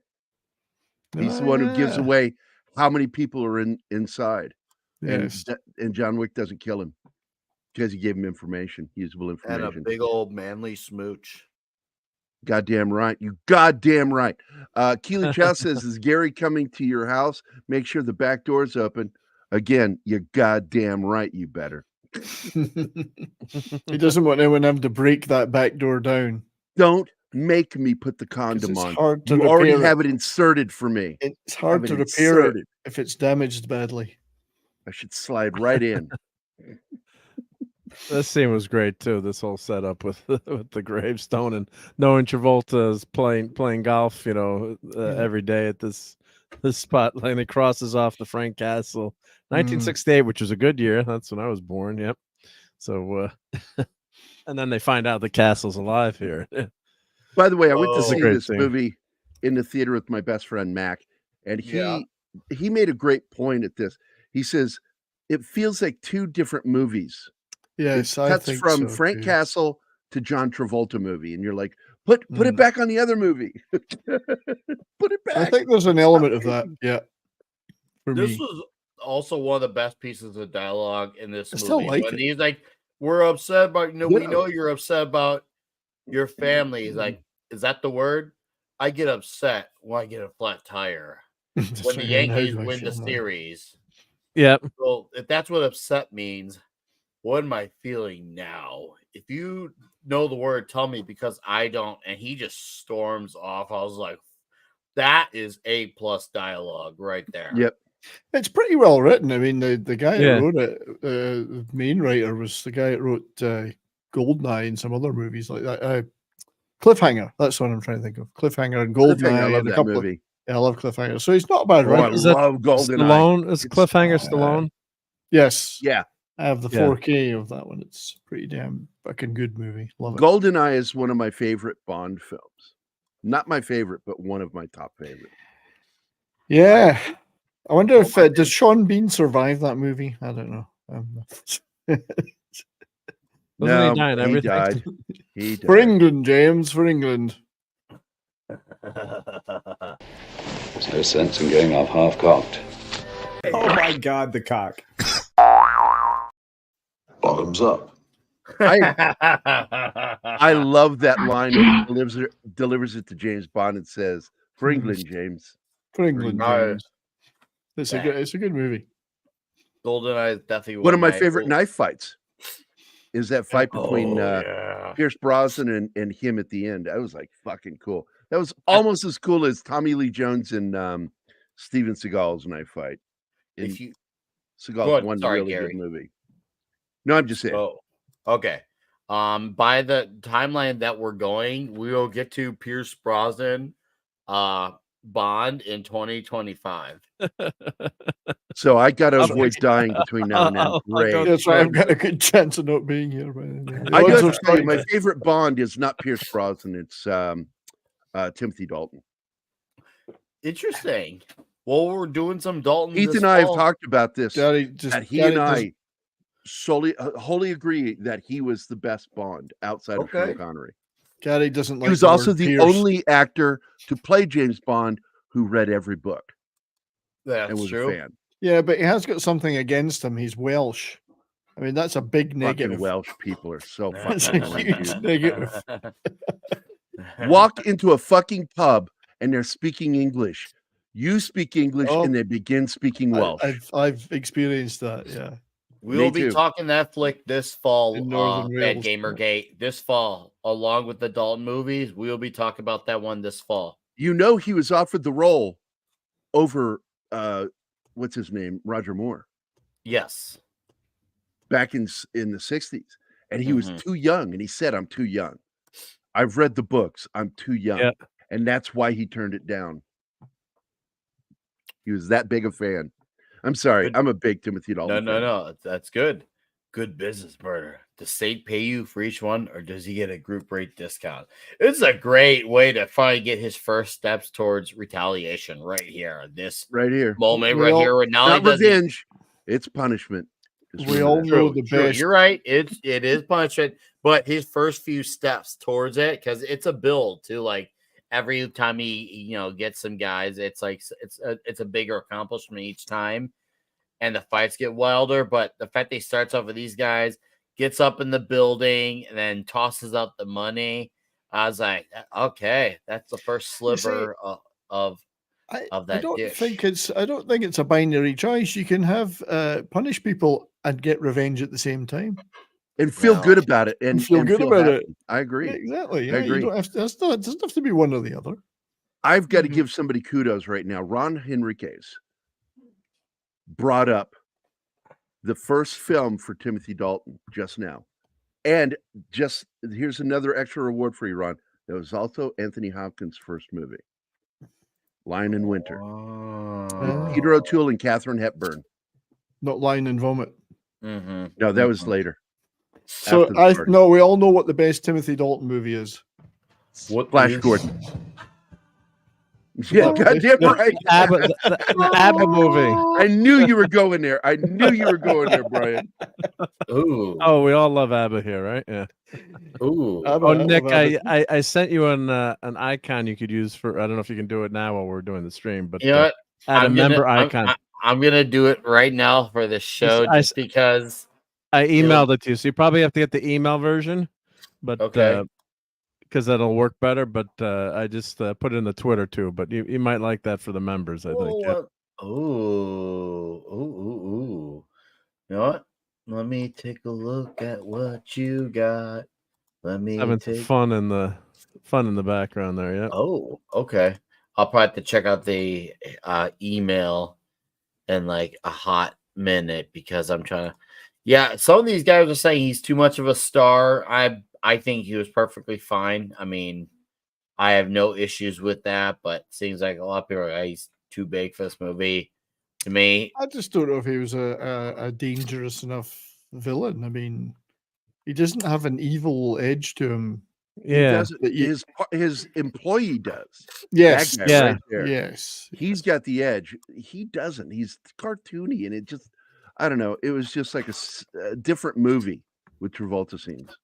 Well, And yeah, I because agree you with know my it's buddy John Mac. Travolta. It just pulls you out of that role, which is maybe not Yeah. fair to John Travolta, but It's not. It's not. yeah. I don't blame him for that. Not at all. Yeah. I was surprised by it at the time that he was in it. It did surprise me. Now, Swordfish, I blame Travolta. People only watch that movie for two Fair. things anyway. Yeah, Halle Berry is why we watch That's the that. two things we're talking about. Yeah. Yeah. oh, Anything with that Halle movie. Berry. Any chance of seeing titties? I'm in there. I'm in there. There you go, Mark. Thank you. It is a joy to look at. And I love the red lining you did too. Thank you. Yeah, thank you, Mark. Hopefully everyone will like that. I almost feel like I don't want to change it now because it looks so cool. Healy Chow, you broke my heart. That's all I got to say, man. Well, hey, we broke you know my heart. we can't all be perfect. So I expect perfection, God damn it, Nick. I expect you to roll your pizza up when you eat it. I've done that once or twice in my lifetime of living. Not often though. I'm going to tell you something that not very many people know. I eat pizza with a knife and fork. Oh, I do too. I do. fed? Yes, me too. Mine is because I can't You are stand having fed. anything on my I hands. hate holding. I can't stand Oh grease on my no, hands. I'm a hand or I'm the same. or get out. I'm OCD, man. OCD can't Ugh. stand lotion. That's a Nothing. I wash my hands. They got to be dry right afterwards. It Are doesn't you work put for the the lotion government? on. What the hell corruption is It's this the on my lotion on screen? the- He doesn't put the lotion on. Oh my God. Yeah, that Absolutely, Leif Erikson. Absolutely underappreciated Bond. And okay. he That really part's was. true. I saw. Was it Ron? Somebody said it earlier that he really was one of the best Bonds. And in my opinion, outside of Sean Connery, he was the second best James Boy Bond. would not. He brought the book He brought us Bond from the book. And I love the books, by the way. Keith and I So are what you're big saying is an fanatics actor of the who can book. actually read. It's an actor that's learned to read. Retro Bastin's favorite Bond is and what did he read, Brian? What did he read? A book. A book. He had a look at a book. A book. Oh my God, D-Butt says he was no Lazenby. He might be serious. Hey, Lazenby's the only one to wear the kilt, so that's okay. D-Bud like might that be about not him. joking. You gotta remember with him, he has some very awesomely shameless contrarian takes. That might not be sarcasm. Keep that in mind. The funny thing is, Lazenby wasn't necessarily great, but the movie was good that he was in. I like On Her Majesty's Secret Service. I think it's a great Bond movie. And by the way, give credit where credit's due, because I know you and I've talked about this before, Brian, that it's because of Sean Connery that Ian Fleming made Bond Scottish. Aye, that's right. Absolutely. Cheers. So, up your kilt. Up your kilt. Up your Cheers. kilt. There's And he always is that Scottish, what we half refer to as the back burner actors considered for a British role. Burt Reynolds was never really a serious contender. He was just somebody that had a star presence at the time, and because of that, he was considered. So, how many of you guys on the panel, and I'm sure some in the chat members, who remembers the original first trailer for this movie? I don't. I do. It wasn't I like saw it in the theater. a trailer that had actual movie footage. I mean, I remember I watched it. I'm sure when it came out. Thomas but, Jane in the warehouse, and he talks about how he's going to dish out punishment, and it kind of and the skull. I remember at the time being slightly disappointed. That's probably one of my few nitpicks. I remember they changed the skull from that original trailer that he was wearing to what we got in the movie. Like, I like the way it looks in the movie, how it turned out. But I was expecting what I had seen from the first trailer. If you remember, do you remember? It like the skull? Yeah, sure. It really so like it was super. Like it was a white that you couldn't ignore. Whereas it's like a lot more blended into the suit in the final product of the movie and part of like a vest. But man, that original shirt in that first trailer. I was like, he should have kept that. I wonder what was Jonathan Hensley or was it Thomas Jane? I don't see it being a Thomas Jane decision. It had to have been Hensley who must have been, hey, we should change this because that doesn't seem like something Jane would do. Yep. And that's it. I just got that's it. That's it. Yeah. That's it. Show's over. Let's go. And You then know, the thing that really shocks me is that Ben Foster is in this fucking movie. And I am such a fan of his. He had those piercings in his mouth. I didn't fucking recognize him. I didn't recognize him either. It wasn't until I saw it like for the fourth time, I went, holy shit, wait, that's Ben fucking Foster. It's one of those things. And when's El Mariachi going to show up in this scene? I was waiting for right. I was ready for Antonio Banderas to like Yeah. strike at this asshole here. Well, this is clearly a nod to it with the guitar and shit. Yeah. Oh, yeah, It was like, where's the shootout? It's like, where's the shoot? You know, and they always, typical villain trope, not just this movie, but, you got to wait. It's like he could have just walked in and blown him away, maybe. Even though he was going for the gun. I'm going to take your job and take your funeral. Derp, derp, derp. That was or worse than this, I'm going to take your job and shove it up your ass. Oh, I know you. No, you don't. You're just acting like it because you're trying. Now, what would have been funny here is if they'd made him Scottish, the Hispanic guy. So it's like on Family Guy when he goes to see the Japanese acupuncturist and he's got an Irish accent. Oh, wee laddie, that's really good, yeah. Aye, good on you. Pretty gay. He's like, I wrote that for you. Have you seen it? You sound gay, dude. Are you hitting on me? I think he was hitting on you, Gary. He wanted that song to be the gateway to your back door. I thought this is a pretty well done scene too. Yeah, this is pretty good. Yeah, going up the back door. there's always time for putting stuff in my ass and streaming. We live in a binary world, man. I can do both and be happy. I believe in you. Brian said it earlier. It's a binary world, man. They're not not mutually exclusive. It's not a binary world. You can do more than one thing at once. Hey, how about trinary? Binary means you can. Trinary, It's binary. quadrinary. Eiffel Tower. That's trinary. I want to take a quick moment to acknowledge our friend Did Scott it? Hughes. And I got to go, guys. I hate this. I have to Oh, no, you got to go. They always have fun. Yeah, Yes, but I out, will you? promised Ranker Steve that I would drop in. And right, he hey, kept asking me, and I said, I Gerry, will. It's been filling. It's always filling with me. What, Just never full. Next I week get for Warzone. Oh, It's dude, just I'm never so full. I'm Okay. so in for this one because I fucking love that All movie. the way. Kill the kid. There you go. Kill her. Yeah, but Don't miss her. Gerry, answer the question. All the way. All- By the way, the most terrifying part of that scene is when he gets Beatty doing it, and you hear Beatty go, Yeah. Mm. It's- you go, something went in. Gerry, thanks for No. being here, guys. I Go appreciate it, sub to buddy. Pop Culture Minefield. I did tag his channel in the description, so you just go there and sub away, and he just shows. Yeah, and all the just so you time guys on know, there. I'm going to go hang out with Ranker Steve on his Manorama show talking about leadership. And Ooh. because of my military background and the fact that I've always been put in a position of leadership in the military, I feel like I have an opinion on that. I'm not always silly, not always. But I love you guys, and I'll catch you guys later. Everybody have a good night, man. Take care, Stay man. Good night. All right. So Scott Hughes, I just welcome to the show. By the way, sorry that you're late. I'm just gonna give you a few things here about this. Most people don't get notifications, and from what I've had, a lot of people, not only I've heard, but I've seen it on other people's phones. A lot of people's phones do not allow this channel to give them notifications. So just getting that out of the way.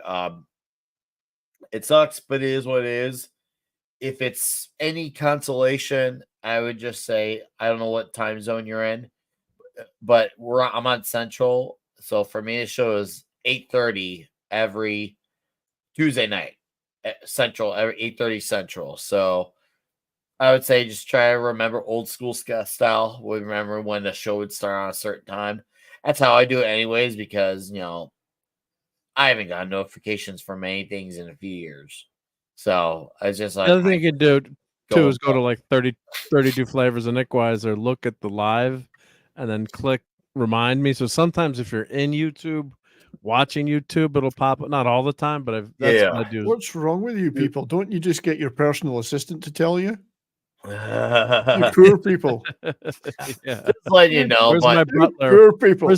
Where's Jarvis when I need him? Right? I don't have my own Jarvis. I can say my wife, but then I'm gonna be my ass is gonna get. She'll be kicked. saying Yeah. jar this as she hits you with them. Jar this. Yeah. What? I'm your what? Yeah.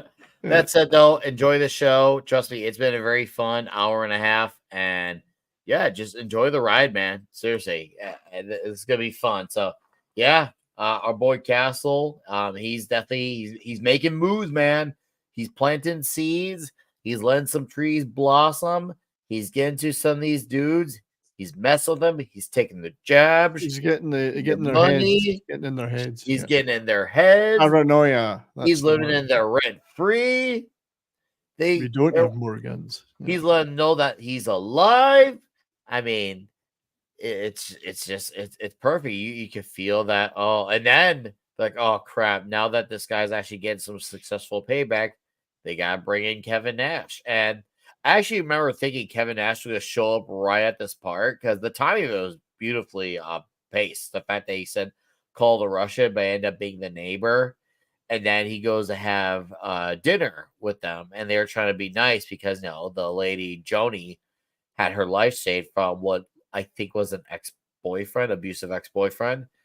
So not only is they making dinner, but it's clear that she definitely has a fondness for Yeah. Frank as well. Indeed. And he makes it clear that I'm not the type of guy you want.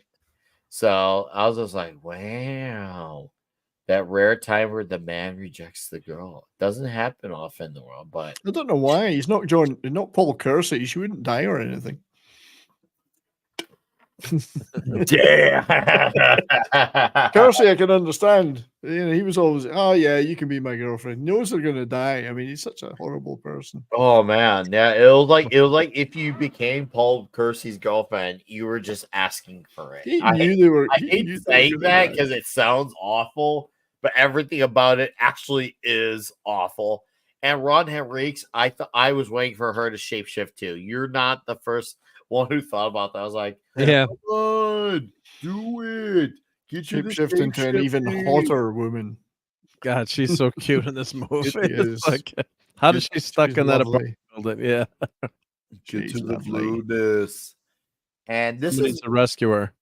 I think this movie as my gateway for discovering what Wild Turkey was. I had no idea until I saw the movie, and I remember being You were just a young lad. I was in high school, and I'm like, Wild Turkey. And You're making me feel old. Gerry, I know you're out there out in the man show, probably putting things up your butt, but I strongly disagree and will stand by it that I'm glad that they gave the Russian the red and white shirt. It was Yeah. perfection. Where's Waldo? Yeah. Yeah, it is very Where's Waldo. Where's Waldo? I don't care at all. I love this it. fight. Yeah, I mean, The fight's good. I don't want to make it sound like I don't like this movie because there are some problems with it, but I do like some of the fight scenes. Yeah.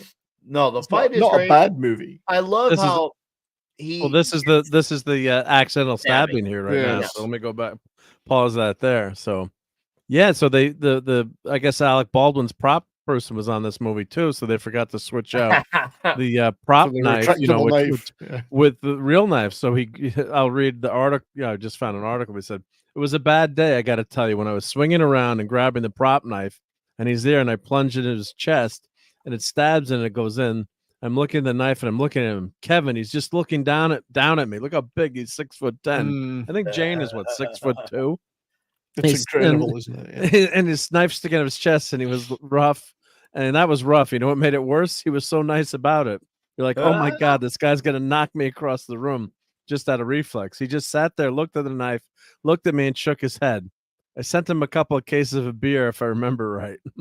Fortunately for the six-time world champion, the injuries sustained while shooting the film were not serious, able to continue his wrestling career. But he could have been killed there. I mean, well, I remember absolutely, at this point because I remember he was out on a real life injury with WWF at the time. So I think he must have healed up and then he was able to get into doing this movie right on time. Or maybe he was on the set for one day where he was able to maybe knock this out in a few takes and it just kind of worked out because he doesn't say any words, I don't think. I think he just kind of makes a few grunts, and that's about it. I don't think Kevin Nash actually speaks at all in this. I mean, tell me if I'm wrong, but no, he doesn't. Yeah, he no. doesn't. No, I know he got stabbed here, but it probably hurt Thomas Jane's hand more.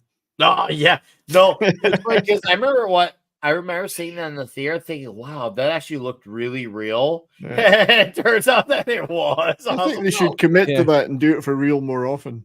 I like how for the character, the stabbing doesn't budget.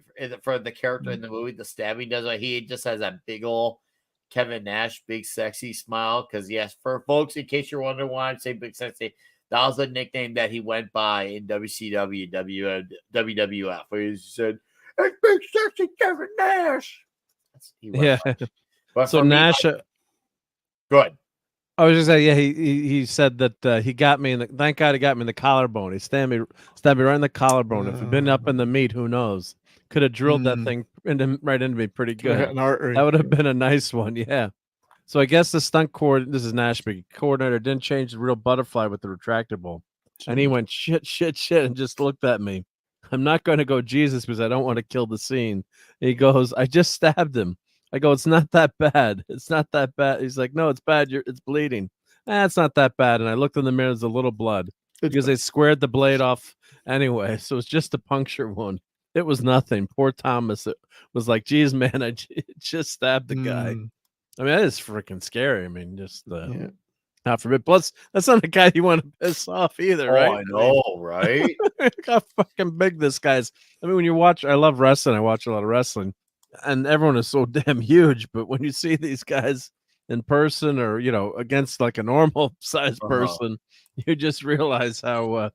Yeah, that's not someone I want to make angry. I mean, look how big he is. Like, That's funny you mention that because I don't know how well versed you were in the Attitude Era, but back in the Attitude Era, there was a lot of really good tag teams I liked, and one tag team that I really liked was the Hardy Boys, Matt and Jeff I love Hardy. the Hardy Boys, yeah. And so here's the thing: Matt's not that big though, because I saw him in person at Comic-Con. I'll get to there. So no, it's okay. No, it's just fine because you almost beat me to something. You almost beat me to something. Actually, you didn't know it. That's the funny part about that, Mark. So back in the day, I was at the biggest mall in the state of Illinois. It's called Woodfield Mall. It's right outside of this. It's like a small city called Schaumburg. It's probably like 20 minutes from O'Hare Airport, and I remember the WWF was in town for a pay-per-view. And I remember this is right in the final stages of when Hot Topic was primarily a goth store. This is the final stage of it before it became a lot more mainstream. And I was with a few buddies, but they're like, hey, we're going to go to Hot Topic. I'm like, okay, that's cool. And we're walking around. All of a sudden, I turn around and I bump into a guy. And I'm like, oh, I'm sorry. And he's apologizing. Oh, I'm sorry, too. And then also, I kind of like did the double take. I'm like, holy shit, I just bumped into Matt Hardy. And I look to my right and I see Jeff Hardy checking out. He's making purchases at the Hot Topic at Woodfield. Oh, God. And I'm like, so now was my mind blown that I was right next to Matt and Jeff Hardy. But also the thought in my head rang, wow, these dudes look a lot bigger in person. And the thing is, when I look at them on camera, they seem small to me because everyone else is just so big, so much bigger. Yeah. But when you see them in person, like, oh wow, these are actually big dudes. They just don't look it because he's a solid guy, Undertaker or a Kevin Nash or even a Triple H, and they seem like small time in terms of like muscle compared to them. But yeah, they were big guys, shockingly. Yeah, because I saw him at Comic-Con. But I mean, he's a big guy, but he's nothing like these guys. I think that's why he's so damn acrobatic. And I didn't get to talk to him. I was just watching him interact with fans. But like, whenever I watch him, I'm like, those guys wrestling. I'm always so goddamn. I get nervous because as a kid, you're watching. You think it's you don't think it's they can get hurt. But you're watching some of these stunts. I mean, it's insane. Like I've met Linda McMahon a few times. Yeah. And I was talking to her about Shane. I'm like, how nervous are you with with those stunts with Shane? I mean, because they're real. People say wrestling's fake, but they're the scripting is what's not real, but the stunts are goddamn real. So I mean, it takes a lot of freaking guts to do. Yeah, a lot of this do what they do. Yeah, a lot of it's a lot of practical stunts, a lot of physical stuff. Hensley said that the certain budgetary constraints they couldn't do. They couldn't use a lot of fancy trickery. They had to do it the old-fashioned way. So everything's well practical and choreographed in that way. And I think it's better that way. It looks bloody good then. It looks real. Yeah. All right. So Scott Hughes sent me a direct donation. And what happens when we get direct donation? We do a hit for the patriarchy.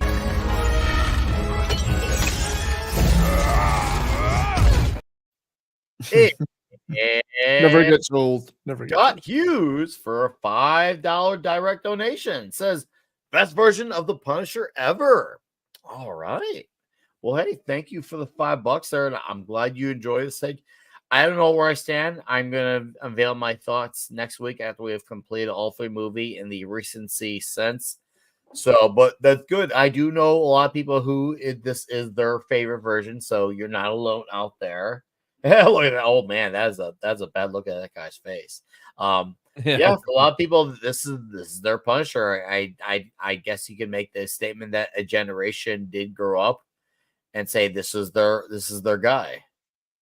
It's just a tap towards common sense and more realistic. Oh, you're funny. Anyways, it has its merits. It's a bloody good movie. I think all three of them are good. Back in 1 minute. Go ahead and talk about the straight fire with the Russian. This whole sequence. I mean, you would, even if you forgot some of the other stuff in the movie, you would never forget this whole sequence. It's brilliant. I love his shirt too. It's like a comic book Popeye villain, right? With the red stripes, the white and red stripes. That's right. It makes him stand out with blonde. Shocker blonde hair. Yeah. But yeah, it's such a brutal fight. It's awesome. Going through walls, because you would go through walls. I mean, the walls, it's just sheetrock there, right? You get right through there. I mean, there can't be too many other people. I don't know if these are the only 4 people living in this building, or there's others. But if anyone else is living in it, went, what the? Shut up! No one called the cops yet. My Ring camera just went off. Kevin Nash crashed through my wall. And I love this line coming up. I'm fine. He's not. That's right. Great work by Thomas Jane. I mean, I don't think he was known before this for doing anything like this. So I think he did a fabulous job.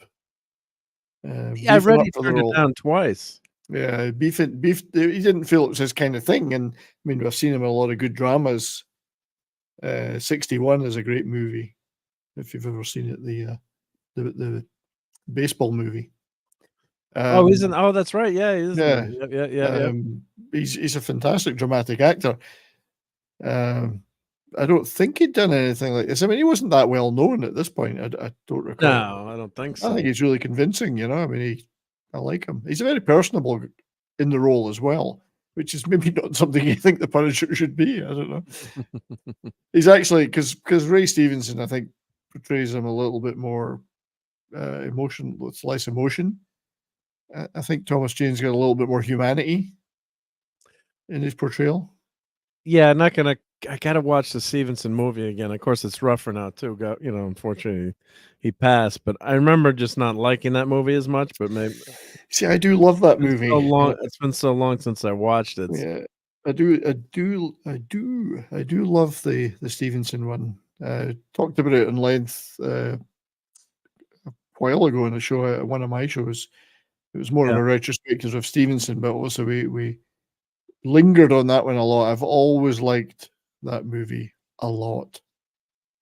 But I appreciate a lot of controversy for getting that movie made too, wasn't there? Because this one, they were going to do a sequel with Thomas Jane, and I remember following him. I don't know if it was maybe it was just reading articles. I don't think Twitter was around back then, or maybe it was. But I just remember him saying that he was staying in shape. He's still working out. And someone else mentioned in the chat, and I apologize, I can't remember who. But he was getting ready for the next movie and staying in shape.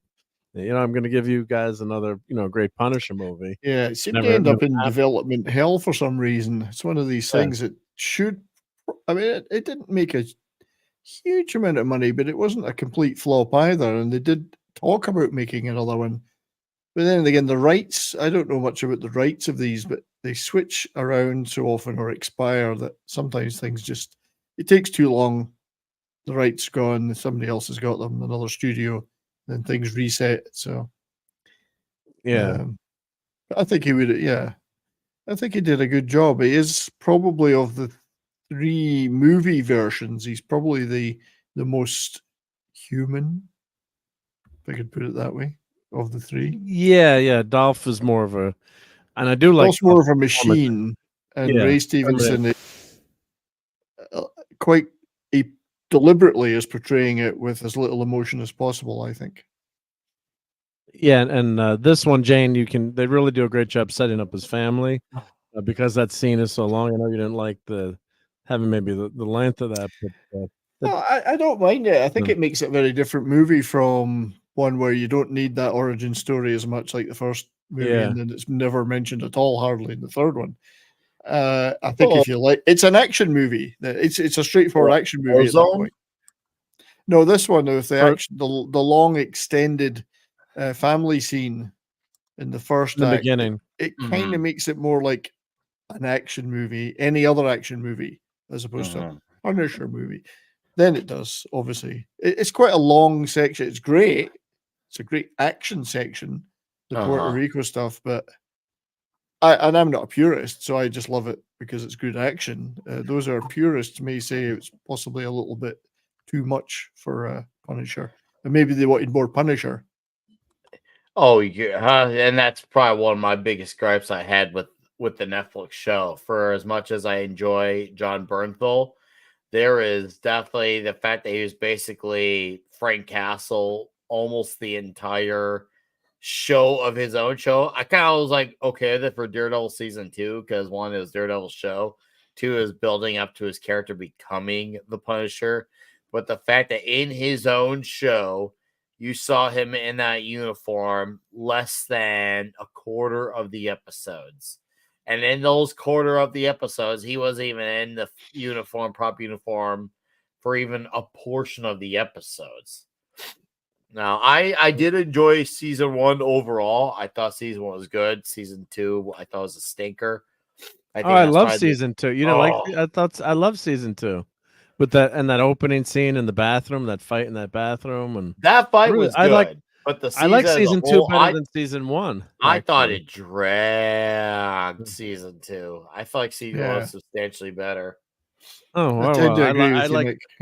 I'm opposite, but I think a lot of the Marvel shows did drag though at segments, just because they had so much time to work with, and it's not like reading a comic book where you're getting that 22 pages every time you read a comic book. You don't mind if a story drags on, so unless it's a Clone Saga or the Excalibur Cross Time Caper, which lasted for like 3 years. But there's sometimes there's just so much filler. I think that was the problem with a lot of the Marvel Netflix shows. There's like, what's that one show I liked? I liked the first season a lot of Jessica Jones, but the biggest flaw with that show was that it was 2 to 3 episodes too many. If they had trimmed that down to like 10 episodes, that would have been like I'd say an 8 out of 10. That would have been like a 9, a good strong. And the Purple Man should have been purple.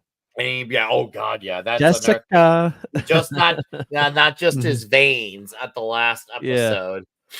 Oh yeah, he was a great villain. Tenet was just so. Oh good yeah, no, his performance is absolutely excellent.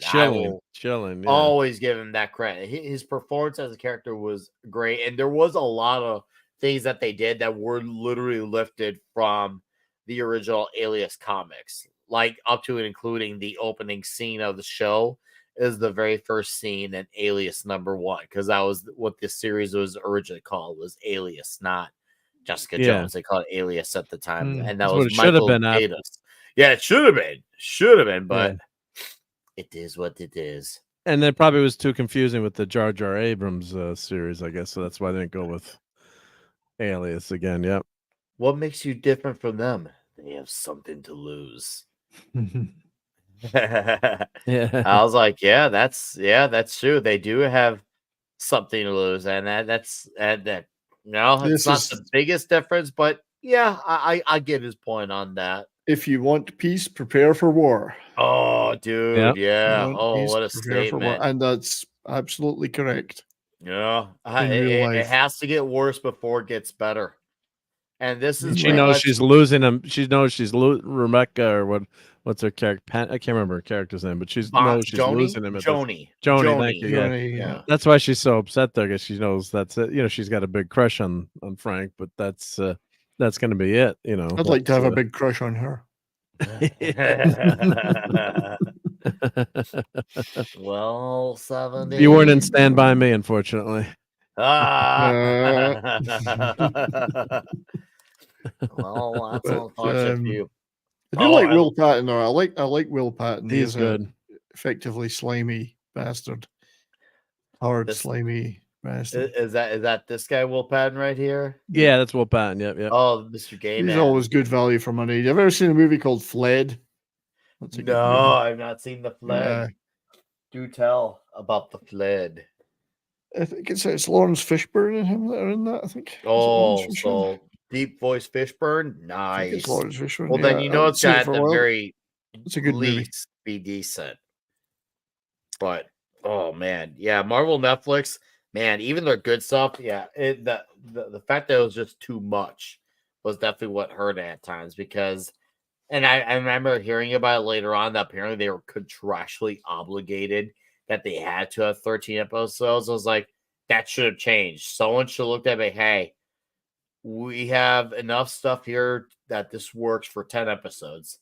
Let's not drag out to 3 just because we have to have it because it's absolutely killing time and we might lose people before they get to the finish. And well, we want to be in a time where we love where we get to finish, right? Yep. Just saying. Yep. And here's the final part of Frank's master plan.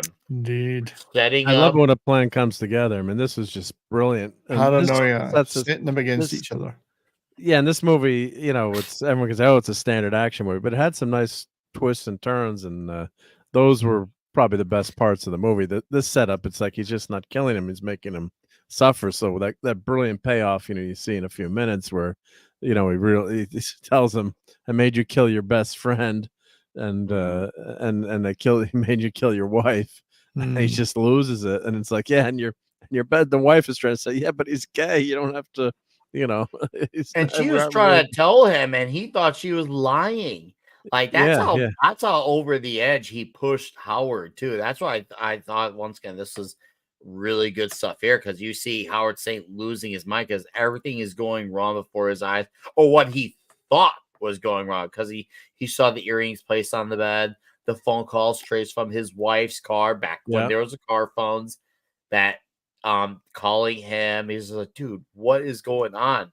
How could you do this to me? And you know, he's even though he's killing, he's apologetic to him in a weird way. It's just like, no, you were my brother type of statement. That whole age-old spiel of you were supposed to be close to me and you're supposed to be faithful. Well, guess what, dude? He was faithful to you. He was gay, like really gay.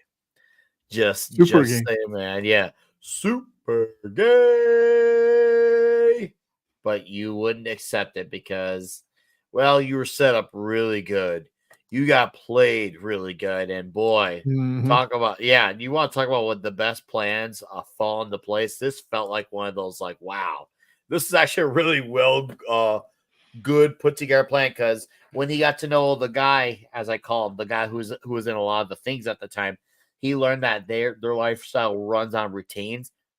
And they know where everyone is. So that way they don't break from the routine and lets them know that they keep in check of each other. So he knew if I know everything that they do at all times, I know how to break from the routine. And that's how you draw the suspicion. So that was actually really a good way of, break. Just simple as break the routine and everything goes wrong. And that's why you see Howard freak out at any time when you find out, why wasn't he at this place? He freaks out at the littlest things, whether it's his wife or his friend Quentin, because he has an expectation. It's very easy to do it, wasn't it? It was very easy to make him paranoid like that. Yeah, because he has such a not set routine for him, but everyone around him. This is how we operate. No one dares deviate from it. Not you. It's clear Howard does not like when anyone tries anything to. He also sounds almost like a corporation in a way. It's just like, no, you cannot deviate from this. This is how we operate. It's like, well, bro, I'll have to tell you. And dude, he gave her a 60s style Burt Reynolds smack in the face over this. I was like, bro, a Bond smack. He smacked her for being politically incorrect there. Don't say that. I mean, he's totally lost his mind. His plan completely worked. I mean, no doubts. It's like, can you imagine killing your wife like that? Not even giving her a chance to talk. It's like he's so ruthless. And Travolta's good in this scene too. He's that guy. Like he's a little bit fast off the. I'm with Mark. I love this stuff here with Travolta.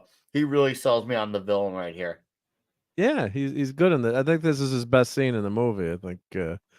This couple of minutes here where he's believable as the bad guy, and then you don't expect him to start doing Saturday Night Fever stuff. I mean, it's just maybe if he did a little dance after she died, a little disco, but a brutal lesson.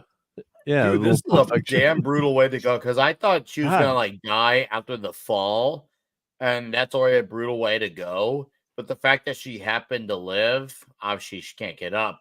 But that was actually the whole point of it was that in case somehow you live, you're about to just last about a few seconds more because there's a train coming your way. I was just like, and I thought she was going over to the water first. I thought he was just going to throw her into the water, like just to scare her or something. And then I'm like, oh shit, that's train tracks.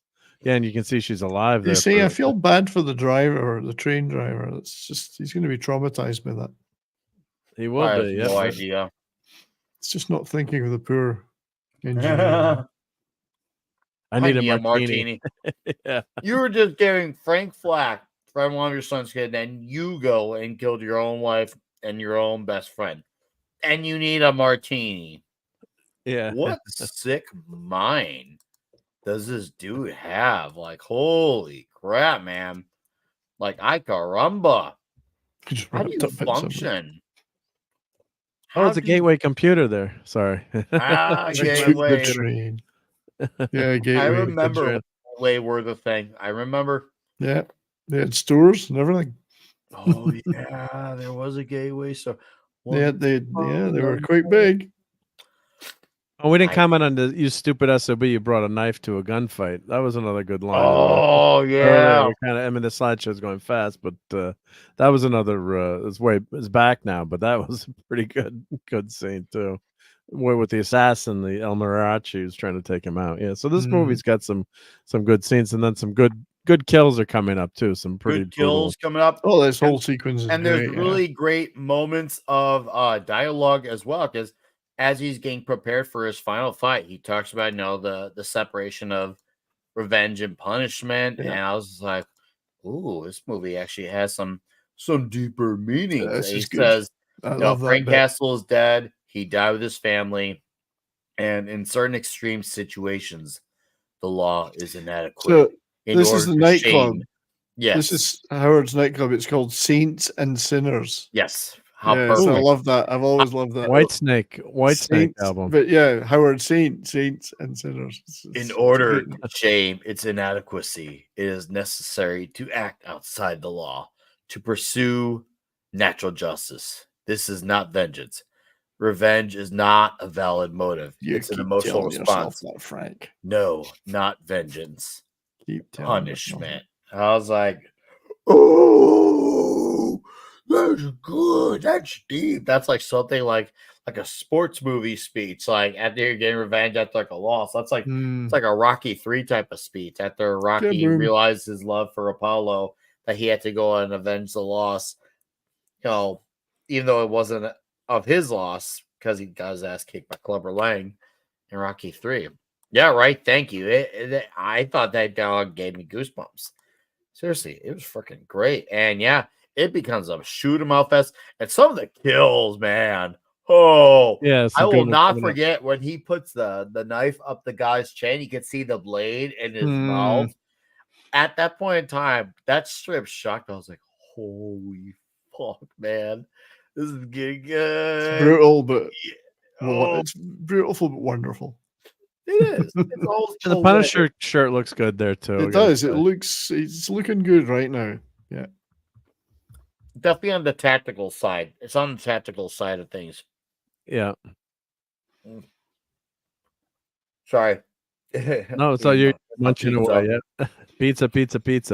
But yeah, and I like the color in the background. They used this from one of the posters, I think, with the yellow background. But yeah, it's a pretty, believable. I'm saying believable movie fight. I mean, obviously, believable, but awesome. Shot with the shotgun. It's like, please shoot me in the bulletproof vest, not in the head. It's got what you want in such a sequence. You're cheering when some of them. Yes, that was a good one. Yeah. Yes, that was good. Kaboom! Yeah, a lot of explosions. Oh, here it is. That knife. Yeah. Seriously, that shocked me. I was like, bro, that is so badass. Like, yes.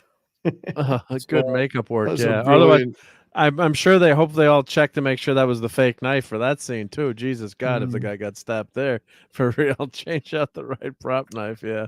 Okay. Ron hit on something really important here.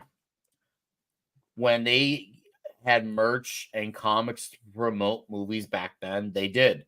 Ron said they gave that shirt Punisher shirt at the private screen I went to 20 years later. Funny enough, I still got around to wearing it. That was a good time as ever, buddy. I appreciate that insight. What I want to bring out was the original DVD that came out when it came out on DVD in the fall of 04. I actually remember doing pretty well on DVD. It actually came with a mini Punisher comic on the inside with the disc and the interior set. It came with a mini comic. And I remember thinking, oh, that's cool that they had a comic. You did not really get that, especially mostly later on in the MCU movies. Like, that would have been a gold mine of opportunity to cash in on, but they just didn't, which is unfortunate, especially when there's a period where the movies were going good and there's just no acknowledgement of the comics. And this movie does have a fumble, and I will mention it in the credits. They don't acknowledge the creator of the character, though they do acknowledge certain comic creators, even though they borrowed from other creators, but they only acknowledged a few. There's a few that they skipped out on. They skipped out on Conway, they skipped out on Ross Andrew, they skipped out on Chuck Dixon, John Romita Jr. as well. And we'll get to the names that they do acknowledge as we get on. But dude, I love how he says like, "You killed my son." He's like, both of them, and they could hear his son in the background. My name is Inigo Montoya. You killed my son. I'm prepared to die. And then There's a great kill here. Dude, he ties him up, and then all of a sudden he just gets literally driven to his death as his whole world goes on fire. Basically, his world went up in flames, and then he learns that, hey, I made you kill your wife and your best friend. He's like, where's the Punisher logo here? I know. Where's the logo? Left the vest. He left the vest at the behind with his son. Oh, right. Yeah. Okay. That's what he did. Yeah. Thank you for. I was like, wait a minute. All of a sudden, like, where's the? Yeah, it's great. I want to highlight one thing that Howard Saint said to his son before all this happened, because his son was like, "Hey, where have you been? And where's Quentin?" And Howard's like, "Oh, he's wrapped up in something," referring to him killing. Yeah. And then his son's like, I called, and then Howard's like, "Your mom's not around," and then John's like, "What?" And Howard's like, "She took the train." I was like, "Wow, what an Arnold line to use." It She is. took the train. Took the train. Imagine him saying that. Yeah. But yeah, I love it. Yeah, I love that. You killed both of them. Killed both the sons. Was it? I thought it was Romita Jr. who worked with Dixon on the Punisher. Let me know if I'm wrong, Bad Gamer Guy. I thought it was Romita Jr. who worked with Dixon, not Senior. If I'm wrong, I'm wrong. But that's obviously, I know they have very different styles, but maybe I just got thrown. But regardless, great final sequence, cars exploding, his whole world. Okay, Lee Ferguson saying Junior. Okay, so maybe I actually do remember something right.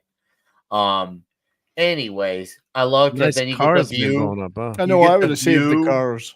You get the view of the everything in place, and it's a skull. And obviously, that's another nod to another movie, The Crow, because now you get a Mad Max nod, you get a nod to a Desperado, and you get a nod to The Crow right here, which is fine because that's the second movie in 15 months I did, because a year before, the 2003 Ben Affleck Daredevil did a Crow nod as well with the DD. Yep, I was just going to say that with the DD. Yeah. So it's clear that this movie was not only trying to pay respects to the Punisher, but probably to movies that the director Jonathan Hensleigh and Thomas Shea probably liked as well.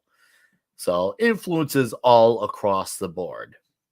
But I think, did you think, I mean, this is kind of cheesy in a way, but do you think he spent the time to lay out all the gas around there? You can't imagine he did. I mean, who would see it other than us? I mean, who's going to see how that? did this happen? Like the Daredevil. It's easy. I love it.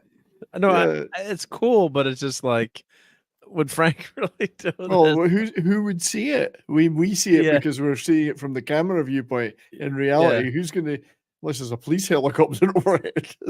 Unless it's just random, random occurrence. They're just showing. It's fine. It's fine. It's still neat, but it's, yeah. Like the Daredevil, they wrote the DD on and fire, and then that was Phil Urich who throws the match down and sees the logo. But yeah, it's fine. It's a cool, but just it's fun. I don't mind it, but I think Scott is alluding to something here because this Megadeth song is a little bit about the Punisher. Because Dave Mustaine went during his comic book reading days. During the early Megadeth days, he had said that he was a Punisher fan. He had said that he hated Spider-Man, but he loved the Punisher. There you go. Yeah. Yeah. So good one, Scott. I appreciate that. Shows you. I got to point out here. Oh, sorry. That he goes into his apartment. He closes the door, except there's a hole through the wall. On the other side, but he still closes the door. And look how thick that wall is. There, it's like all brick on that side. Yeah, that's not sheetrock. Yeah, it's like that's when houses were built to last. I suspect the landlord's going to have something to say about that. Yeah, that's why the Wi-Fi doesn't go through those old buildings. Right? In my house, the Wi-Fi sucks in some spots. Air conditioning. Air conditioning. Now this is a horrific scene too. So he's obviously contemplating self-deletion now that he's gotten his missions accomplished. But then the memories of his wife and family stop him. Thank God. But yeah, it's a good portrayal here, and it doesn't make this character lighthearted. Just shoot him up. Yeah, that's how high the body count can be. There's a story to Frank Castle that resonates in the comics and these movies too. It's not just. That's why when Marvel doesn't want to use the character anymore, because their fifis were hurt because some quote unquote right wing people started using the symbol, fascists and all that crap that they're worried about. It's like that doesn't mean that that's what the character represents, you moron. So then to take the character away totally and to neuter the characters, BS. These movies, like other similar movies, Death Wish and Executioner and stuff, they always get their panties in a twist about them. Oh, vigilante justice, and poor bad guys don't get due process, and this is horrible. This nasty man's taking it upon him. Fuck you, is what I say. This is what you want evil people to suffer this fate. But there's a lot of wetting of panties about movies like this, and no, I'm all for it. Yeah, so you can't have that symbolism. I love this. I'm all for the movies. I'm all for these movies. Read your newspaper today. Understand what section. The obituaries. Yeah. It's got nothing to do with political parties either. It's natural justice is meeting these people. It's just justice. If you are a crappy human being, well, then you're a crappy human being. That's it. There's nothing extensive about it. Yeah, you see him on the bridge for that one final shot. Yeah, he gets his last monologue in. Let him know that, hey, if you're bad, I'm gonna come out there. And this is before Liam Neeson. He was actually gonna come out and find you and kill you. Yeah. And Davina's got a great piece here. Said yes, Chuck Dixon wrote a long afterward in the Punisher trade paperback about the Punisher's role in the pantheon of heroes. Dirty Harry, Death Wish. Oh, I know, right? No, he's definitely one of those characters that is in that pantheon of those types of one man army roles. It's the people that the establishment and society deride, but by God, they would want them saving them if they had no other choice, Yeah. Right. Yeah. As soon as all the anti-cop stuff. But if you're in trouble, who are you going to call? I mean, and then you're pretty happy when Kevin Feige got a credit there. Yeah. Ari Ader is all over this movie.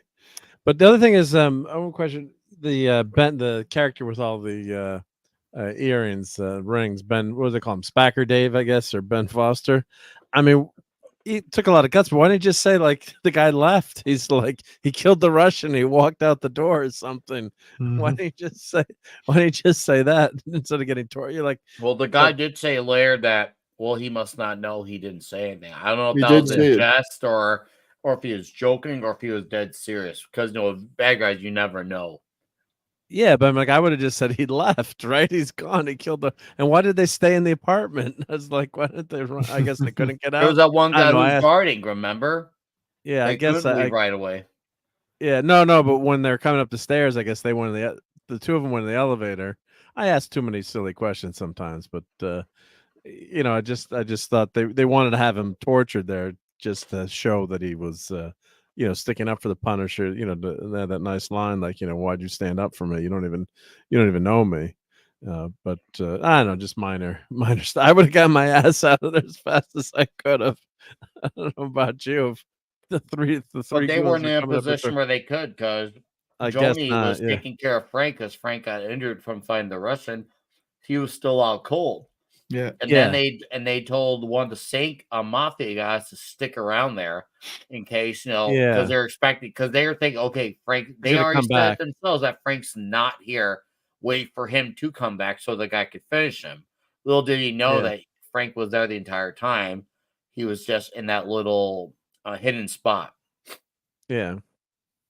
I get that. Yeah, no. But that was a good scene. That's even though the quote unquote family it seemed to need a little bit more time to develop, but it was Gerry didn't really like it, but I think he said, but I did like those characters and how they were, grew to kind of like Frank, or who's this big scary bogeyman. I don't dislike it. I just think it makes it a different kind of movie when you have that extended first act, which is all about the family.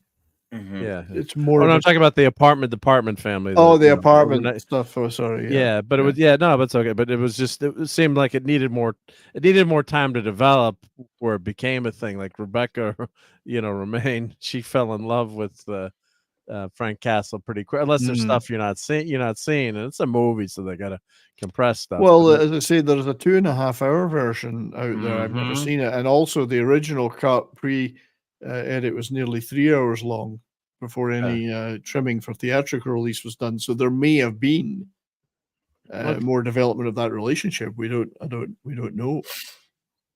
Yeah, because I this version was a 2-hour version, so I can't remember. Yeah, if anyone's seen the 2.5-hour version, maybe that's in there. Yeah, maybe that's on the 4K or, but I haven't. When I went to the movie theater, I saw that version. I gotta rewatch this. I haven't watched it in a while, but I remember 2 years later, Lionsgate did re-release The Punisher on DVD as the extended cut, and it did bring it to nearly 2.5 hours. Okay. And then, I do remember it acknowledging this betrayal thing. Yeah. My memory is a little shaky on that for how good my memory is on a lot of this movie, especially the theatrical cut. My memory is a little bit more blurry on that, so that's unfortunately I can't cover you well there. I do apologize, bud.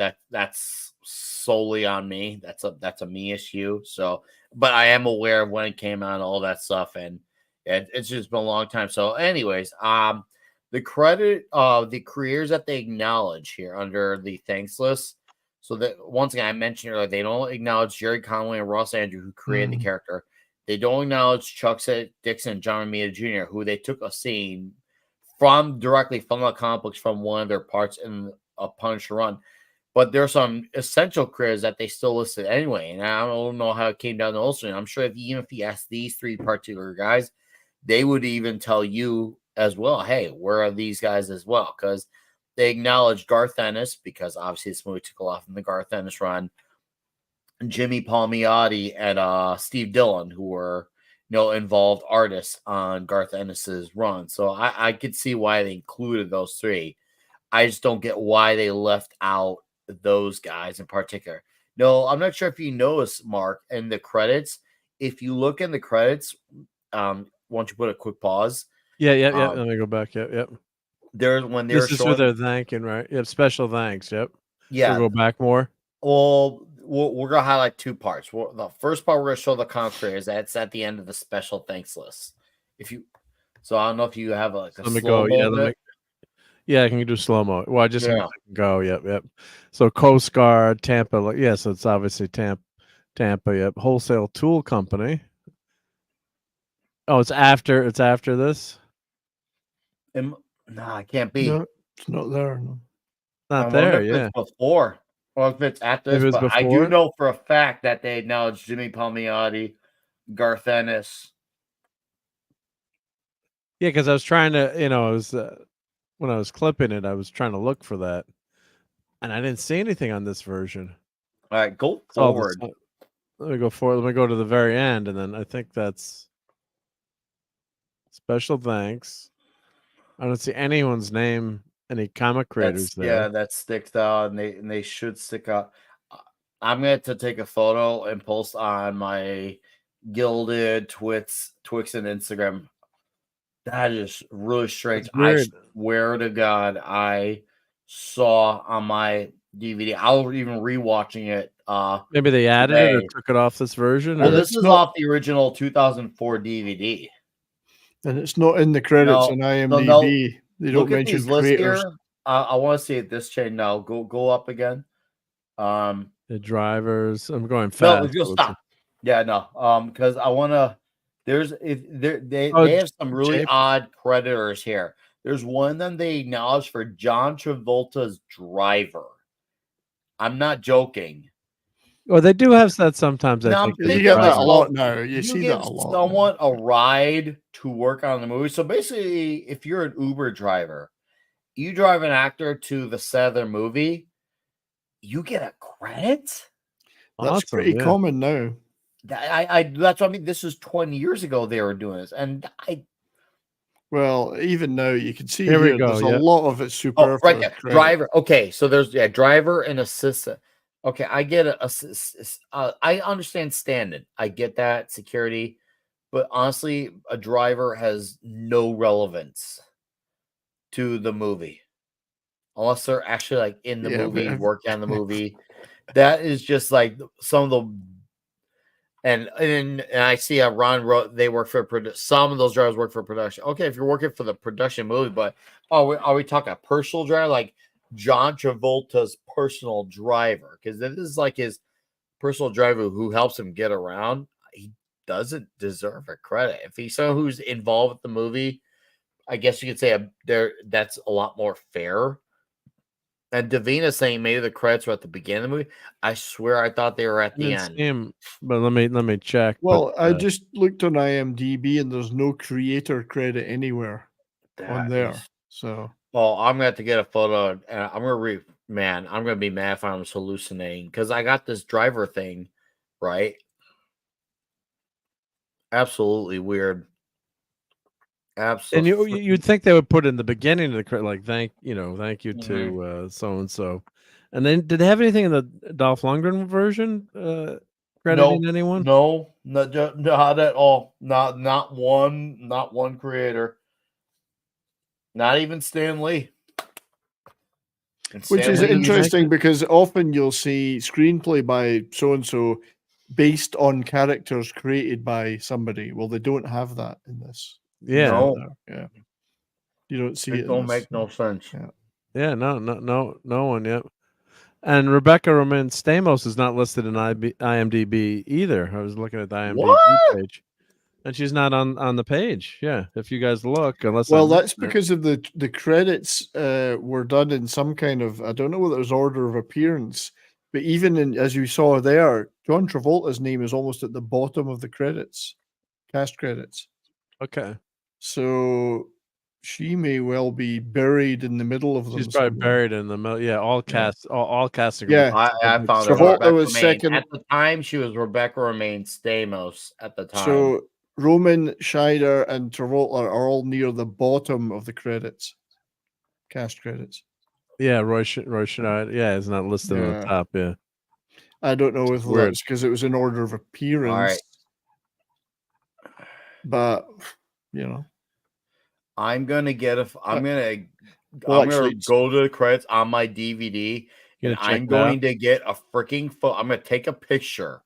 I know I'm not crazy. I'm gonna take a photo and I'm gonna put it on my YouTube community posts, put on Gilded, put on Twix, and show people that these are the 3 account creators. There's no way I dreamed that shit. No, did Dolly have braces in your dream too? Dolly did have braces.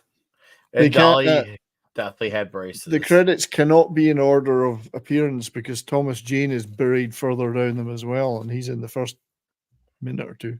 So Yeah. So it's probably just miscellaneous. it's just some weird order of credits. It's bizarre. Well, the other thing we should mention, we did mention the Dirty Laundry short. So I'll Yes. put that in the credits. So if you haven't watched Thomas Jane, and some of them said that was the best 10 minutes of The Punisher ever, or 12 minutes. Oh, dude, it's so good. And Dirty Laundry. So here's the link if anyone hasn't seen that. Go check that out. Because Thomas Jane, I think, really wanted to play this character again. He did. He did. Originally there's a green light for them to do a sequel with him, not only coming back to reprise the role, but with the director Jonathan Hensley to return for directing, but it kept getting pushed back. I don't remember the initial reason why it kept getting pushed back, but clearly they end up not only did a Thomas Jane drop out and they got Ray Stevenson, but obviously they got a different director as well. So I can't remember the reason, but yeah, I remember when he got to doing this 2012 Dirty Laundry. I was like, oh, hey, cool. One less shot saying, Thomas Jane be Frank Castle. I thought it was really killer at the time. And I was shocked at how brutal it was. And it's a nice, quick 10 minutes in and out type of movie. And I love it. And Scott Hughes says he has potential evidence that Dolly did have braces. Where could I send it? Damn. That's a great. Just don't let anyone catch you with that, right? Yep. All right. We got another direct donation.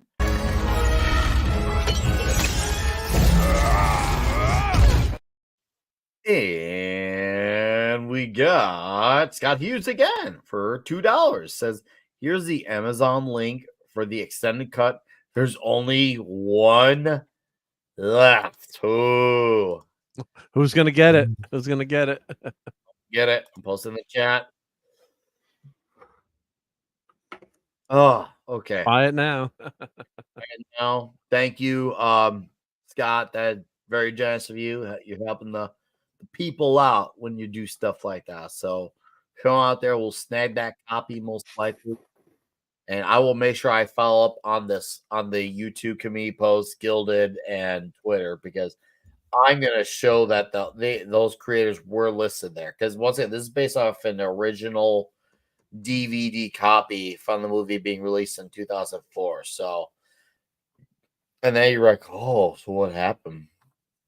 It's not a Mandela effect. I swear. I swear. So, anyways, guys, that was the 2004 Punisher movie. Put in your scores of toxicity in the chat, and we'll let us gentlemen sound off on our thoughts of toxicity on the movie as well. I'm determined to show receipts. I'm determined, so believe that. All right, buddy. So we'll start off with Mark D with a C on thoughts of toxicity. Yeah. Well, I mean, just innately the Punisher is toxic, right? I mean, just the character now, especially when you look at it today, not when it came out in Spider-Man, was it 129? I mean, yeah, no, it wasn't toxic per se back then. I mean, people, were kind of shocked by the character, but you didn't have everyone getting their panties in a twist over a character that was actually killing the bad guys and taking the law into his own hands. But as Frank says in this movie, it's not revenge, it's punishment. That's his final line. So I think it's probably about a 7 too, just to the whole character of the Punisher. I mean, it sucks to kind of have to talk about that as because of modern day stuff versus what was the movie, what was this like in 2004? It seems like another galaxy far away, and a much better time when we didn't have to worry about all this crap and messaging with our movies. I mean, it was always in there, and they did slide stuff in, but it wasn't so overt like we're getting today. I mean, if you heard, not to bring politics too much into, but if you heard Robert De Niro to go full on fucktard today. I heard. Do I really want to watch another Robert De Niro movie? Wherever you fall on the political spectrum, it's like, just shut the it's insane. And just let us enjoy the movies without, what makes you an expert? Because you're a movie star, right? You're smarter than me because you work in make believe your whole life. I mean, go away now. But sorry. Well, Gabe El Taib posted a really funny photo of Robert De Niro working on sets. And I actually had no idea that Robert De Niro, unlike Tom Cruise, he actually wears heels. He wears the big. He wears the big ones. Yeah. Yeah. I've seen that before. I was like, oh, I did not know that. So that was a funny surprise for me. Yeah, and TZ, the people trolling De Niro, that was awesome. Yeah, I mean, I'm digressing from my toxic review, but that was just people going after him, and he didn't know how to answer, which I just loved. I'm gonna watch some of those clips.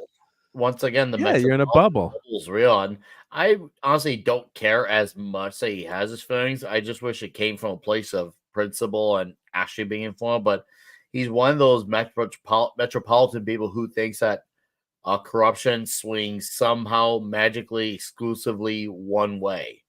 And that's not an opinion, but it's a fact that it swings both ways. But the fact that he is in a bubble where it only magically happens one way. And well, when the person he likes is in office, he just puts his blinders on and says everything's fine because the news says it is.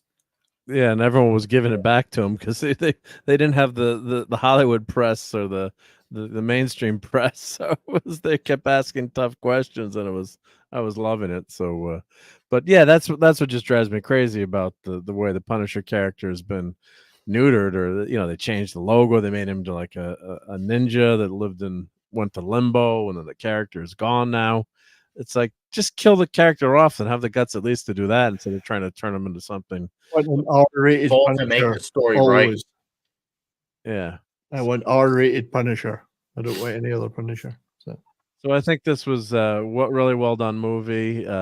Thomas Jane maybe is a little too good looking to be the Punisher, but I think there's enough toxicity here to merit a set, especially the horrific way his family's killed off, his son and wife are run over, and then of course the way he gets his revenge by making the Saint character, the Travolta Saint character, kill off his best friend and his wife, and the line, "I killed both your sons." Yeah, actually both of them now.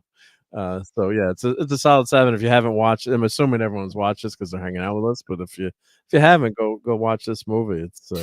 It's a damn good movie. And toxic, yeah. Okay.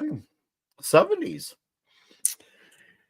And toxicity. So I don't think it's necessarily that toxic a movie. I mean, for one thing, it's got a gay villain, which was probably fairly it's fairly non-toxic in a sense if you think about it.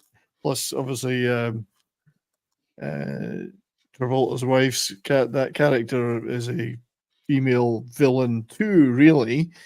So there's a little bit of diversity in that sense. So you could say that is less toxic than otherwise, perhaps. And I think whilst there's a ton of brutal and very nice brutal violence in it that I absolutely adore, I'm not sure that necessarily qualifies it as overly toxic per se. It's purely back down to the my revenge justice type panties in a twist thing that might be considered toxic. But other than that, I guess Mark mentioned the actually having the wife and child killed in the opening sequence could be considered a little bit brutal. It's an R-rated movie, but and I love the R-rated Marvel movies. Yeah, we had we had a real stabbing. Blade and Punisher, a real stabbing. So I guess it's not like what I'm trying to get at. It's not the most toxic movie. I'd probably put it around about a sort of 6.57 out of 10. 6.5 out of 10, maybe. Yeah. All right, I'm gonna read some scores. Brian Barth with 6 toxicity. TZ Burton toxic 8. And then Darth Viewer, movie's not as much fun as the 1989 film, but still a lot of fun. 3 out of 10 toxicity. Vidiot Savant, John Travolta's a homophobe. 10 out of 10 toxicity. That's a good point. That is a really good point, Vidiot. Oh, man. Matthew Marzillo, 8 out of 10, manly toxicity with real stabby action, spousal family betrayal, perfect punishment, inaccurate fuel consumption boom. Vulcan lives, toxicity 7. Keely Chow, toxicity 7. Emblazoned 64, 8 out of 10. And all right, that looks like those are scores. And Mark and 70s gave doors. For mine, I'm gonna go with probably around 7 toxicity. I mean, honestly, I probably initially done like a 6 or 6.5, but Vidiot's point actually elevated it with John Travolta being an absolute homophobe. That is a very, very toxic thing to have. But well, the kills are great. The dialogue was absolutely bad fucking ass in a lot of these scenes. And I know there's definitely some people who talk about the 2 separate movies and the humor or whatever. And I feel like I guess it is what it is. I forgive you all. But I love it. I love how absurd the Russian looks. I love it. I don't have any verisimilitude issues with it. I love it the way that it is. Give me more. Give me a lot more. So, yeah, I really enjoyed this movie back then. I still enjoy it now. I'll continue to watch it periodically throughout my life. I actually enjoyed John Travolta as Howard Saint as the villain, and Thomas Jane's a pretty damn good Punisher. I'm not gonna say the best because once again, just like last week with Dolph Lundgren, I'm not gonna say that either. I'm gonna wait till I finish Ray Stevenson's flick and have a decision after it's all said and done. So yeah, around 7 out of 10 for the toxicity. Absolutely, people, if you're a Punisher fan, you should be watching it and ideally owning it, especially on the original, either the extended cut or the original DVD that came with the comic, because once upon a time, the comics were promoted with the movies. And Jonathan Conroy comes in hot, toxicity 8.5. But anyways, guys, that has been the Punisher 2004. Obviously, next week, we're going to go huge. We're going to go big, fantastic. And we're going to be talking Punisher Warzone to cap it all off. So regardless of where you are on your Punisher rankings, no one can deny how absolutely batshit crazy this movie is. This is basically the Punisher Marvel version of Death Wish 3. Oh, we're going to have a joy talk about the amount of brutality and kills next week alone for the toxicity. The toxicity is probably just going to be a 10 load in the brutality. Alone in brutality. Everything else is just icing on the cake. So, yes, we'll see you next week here for Ray Stevenson's Punisher Warzone. If you're new here, hopefully you enjoy what you saw. We want you to come back for more next week. So, come back for the Warzone and everything that follows after. And for my usual suspects, my regulars, thank you much for hanging out. Love your guys' time and energy and enthusiasm and knowledge. I love it. Like the panels, like spitting knowledge, but the chat is also spitting knowledge too. I was just like, the chat are great. I love Thank you, chat. this. Yep. Brilliant. That energy. And we're reading it. Sometimes I can't always, comment on. There's so much going Some by. great stuff in really there. appreciate it. Thank you. It really is awesome. The fact that it's like I get energy from you guys, so it's just like I was like, oh man, how am I gonna top their cool stat? I gotta now add this stat to it. So absolutely just so fun. Yes, it will definitely be in dedicated memory to Ray Stevenson. Rest in peace to that man. But yes, on my channel, I will have a review out by week's end of Ghost of the Badlands from Razor Fist and George Alexopoulos. I did a video last week on Conan, that a thing that took place from the movie that they brought into the books. You should watch that if you haven't. And of course, Comic Shop Talk this Friday night. We'll be closing out our tour on the Lee Ramita Senior Run. And let's see, of course, next week, Punisher Warzone. Oh, I'll be on Midnight's Edge After Dark Thursday night. Oh, tomorrow evening, I will be doing probably around 6:30 Central. I will be doing a member stream, probably go like hour and a half. Yeah, be fun. Just chat with you guys. There's no plans. Just hang out. Okay, so it'll be good. It'll be great. I'm gonna let these gentlemen plug their plugs on the way out, starting off with that 70s rock fan. Yeah, thanks everybody for being here again. As we say, the chat was fantastic, and thanks to Nick and Mark and Gary for being such wonderful company. It's always great to hang out with you guys. I did do it. So actually, I realized it was almost a year ago, that I did a Ray Stevenson tribute live stream, which we really enjoyed at the time we did it. It's still back there on my channel somewhere, and a 2-minute Ray Stevenson montage tribute I did. So check those out. My channel, YouTube channel, has just passed 1,500 subs. Congrats! It's taken a while, but we're there. I may be introducing membership soon. We shall see. Mark's advising me, so Mark and Nick are advising me. Yeah, we're trying to help. Yep, indeed. The show, this Monday's show that we just did, was a bit of a fun "what's in a band" name thing. We had a show about band names, and it was hilarious. Some very funny ones, and a couple of quizzes. It was good fun. As for things that are coming up, tomorrow I'll be watching the Dallas Stars win yet another game in the Stanley Cup playoffs. Getting closer to play the Rangers, I hope. I don't know the score. So I'm not saying anything, mate. I'm not saying anything. Hoping to get 2 videos out tomorrow. Finally getting around to doing a Roger Corman tribute video.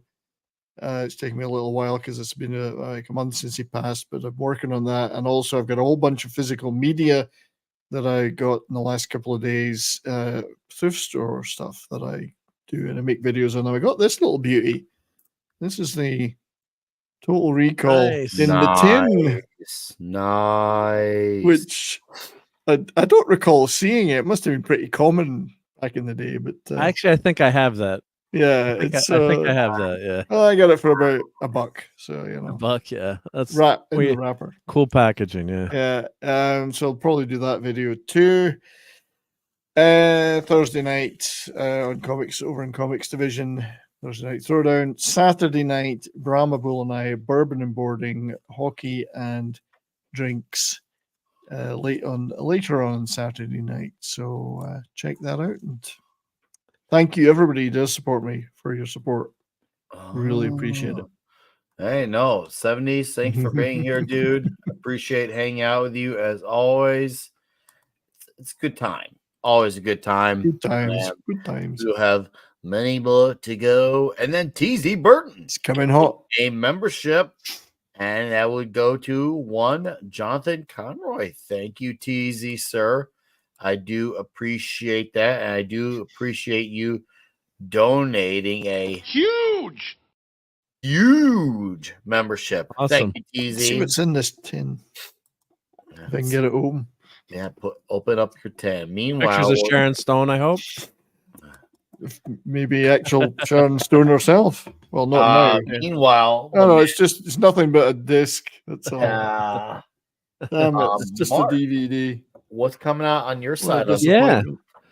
So we've been doing great on Sunday Night Geekery. A lot of people hanging out there. So that's my main show on my channel, 10 p.m. Eastern, and we review the Week in Geek and movies, TV, comics. Like X-Men '97.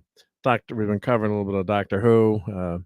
Tom from Midnight's Edge stopped by last night or last Sunday too, which is fun to have him there. So you never know who's going to swing by in the 70s, and you always have open invites. Of course, I know Sunday night is tough for people, but whenever you can, I'm sure you guys will. You guys pop in once in a while. Yeah. I appreciate. Oh, that's okay. I do love to come in and ruin your show, Mark. It's true. It's true. Yeah, we talk Beatles, right? We got to talk the new Let It Be, movie that's out on upgrade or redo. That's on Disney minus, but indeed. we bored Clobbering Times to death, but we had fun geeking out about the Beatles and It's music. to talk about that stuff at length. Yes. Yeah. But and I'm also on Thursday night on Clobbering Times channel on the Clubhouse. We're reviewing Blake 7 and the Night Stalker, and I'm doing watch parties for those. On Wednesday night we're doing the Night Stalker, and Thursday night I do Blake 7. So try to catch those, and yeah, Avon just appreciate it. Avon lives. Oh, Avon lives. Avon lives. Yep. Yeah. Yes, he does. Yep. So yeah, we're on to the 3rd season now. So great classic British sci-fi show. But no, appreciate everyone who subs to my channel and watches. Always a fun time, and just it's still, I always tease my kids that like, I have more than 1,000 subs. You realize you better listen to me on YouTube, and I just laugh. But yeah, I really appreciate hanging out with you guys every Tuesday. It's a lot of fun. Although poker night is starting up again, so we're going to talk about my buddies. They like Tuesday night, and I'm yelling at them like, we can't do Tuesday night. But I know we take a break during the Remember, summer. Mark, liquor in the front, poker in the back. Oh yeah. Wow. Yeah. That was good. And thank you, TZ, for creeping, not for lurking a lot, but not in a creepy way. No, that's about the one place you can say that's okay to say that you lurk is on YouTube, right? Yep. So yeah.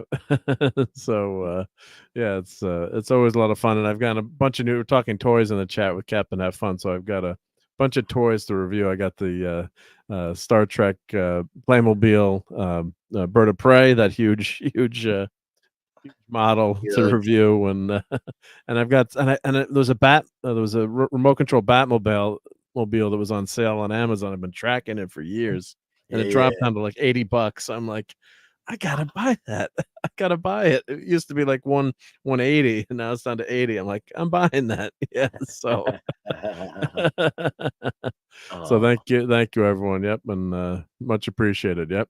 Oh, thank you, Mark, as always, for your excellent service with the sliding of the shows and your contributing voice to the conversation. It's always good to have you, sir, and you be the great provider that you are. It doesn't ever get forgotten or unnoticed. You're welcome. Yep. And then I'll highlight 2 less things, and then we'll pull out. Ron said, Nick, ever since you revealed it on Mead, I've been meaning to tell you my birthday is September 18th, too. I'm going to be 50 this year. I still have no idea how I'm going to celebrate.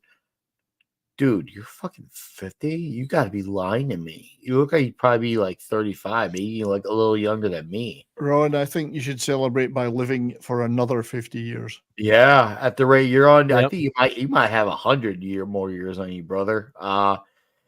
Celebrate hard, man. Do some Chuck Norris. Great. Here's what you do: you wake up in the morning, you drink a gallon of big black coffee, you put on Invasion USA, and then by the time you finish that movie, it should be about noon o'clock. But no, you'll have plenty of the day left, and you'll be just ready don't chug vodka before Invasion USA. Kick that day's ass. By the time noon o'clock hits, you'll be ready to kick that day's ass, and it'll be off to the races from there. So that's awesome. We have that birthday, sir. And then Bad Gamergate as well gifted a particular huge membership. Thank you, Bad Gamergate. It looks like that one went to Putin's cat as well. So hell yeah. Cute Charles. We got the youngins here. I like it. Well, anyways, guys, once again, thank you for supporting Toxic Tuesday. Thanks for the gifted memberships rolling in here, the direct donations to the regulars, to the newbies. I'll see you all next week for Punisher Warzone. Bring your guns, as they say in John Wick 3. Lots of guns. And until then, goodbye, good fight, and good night.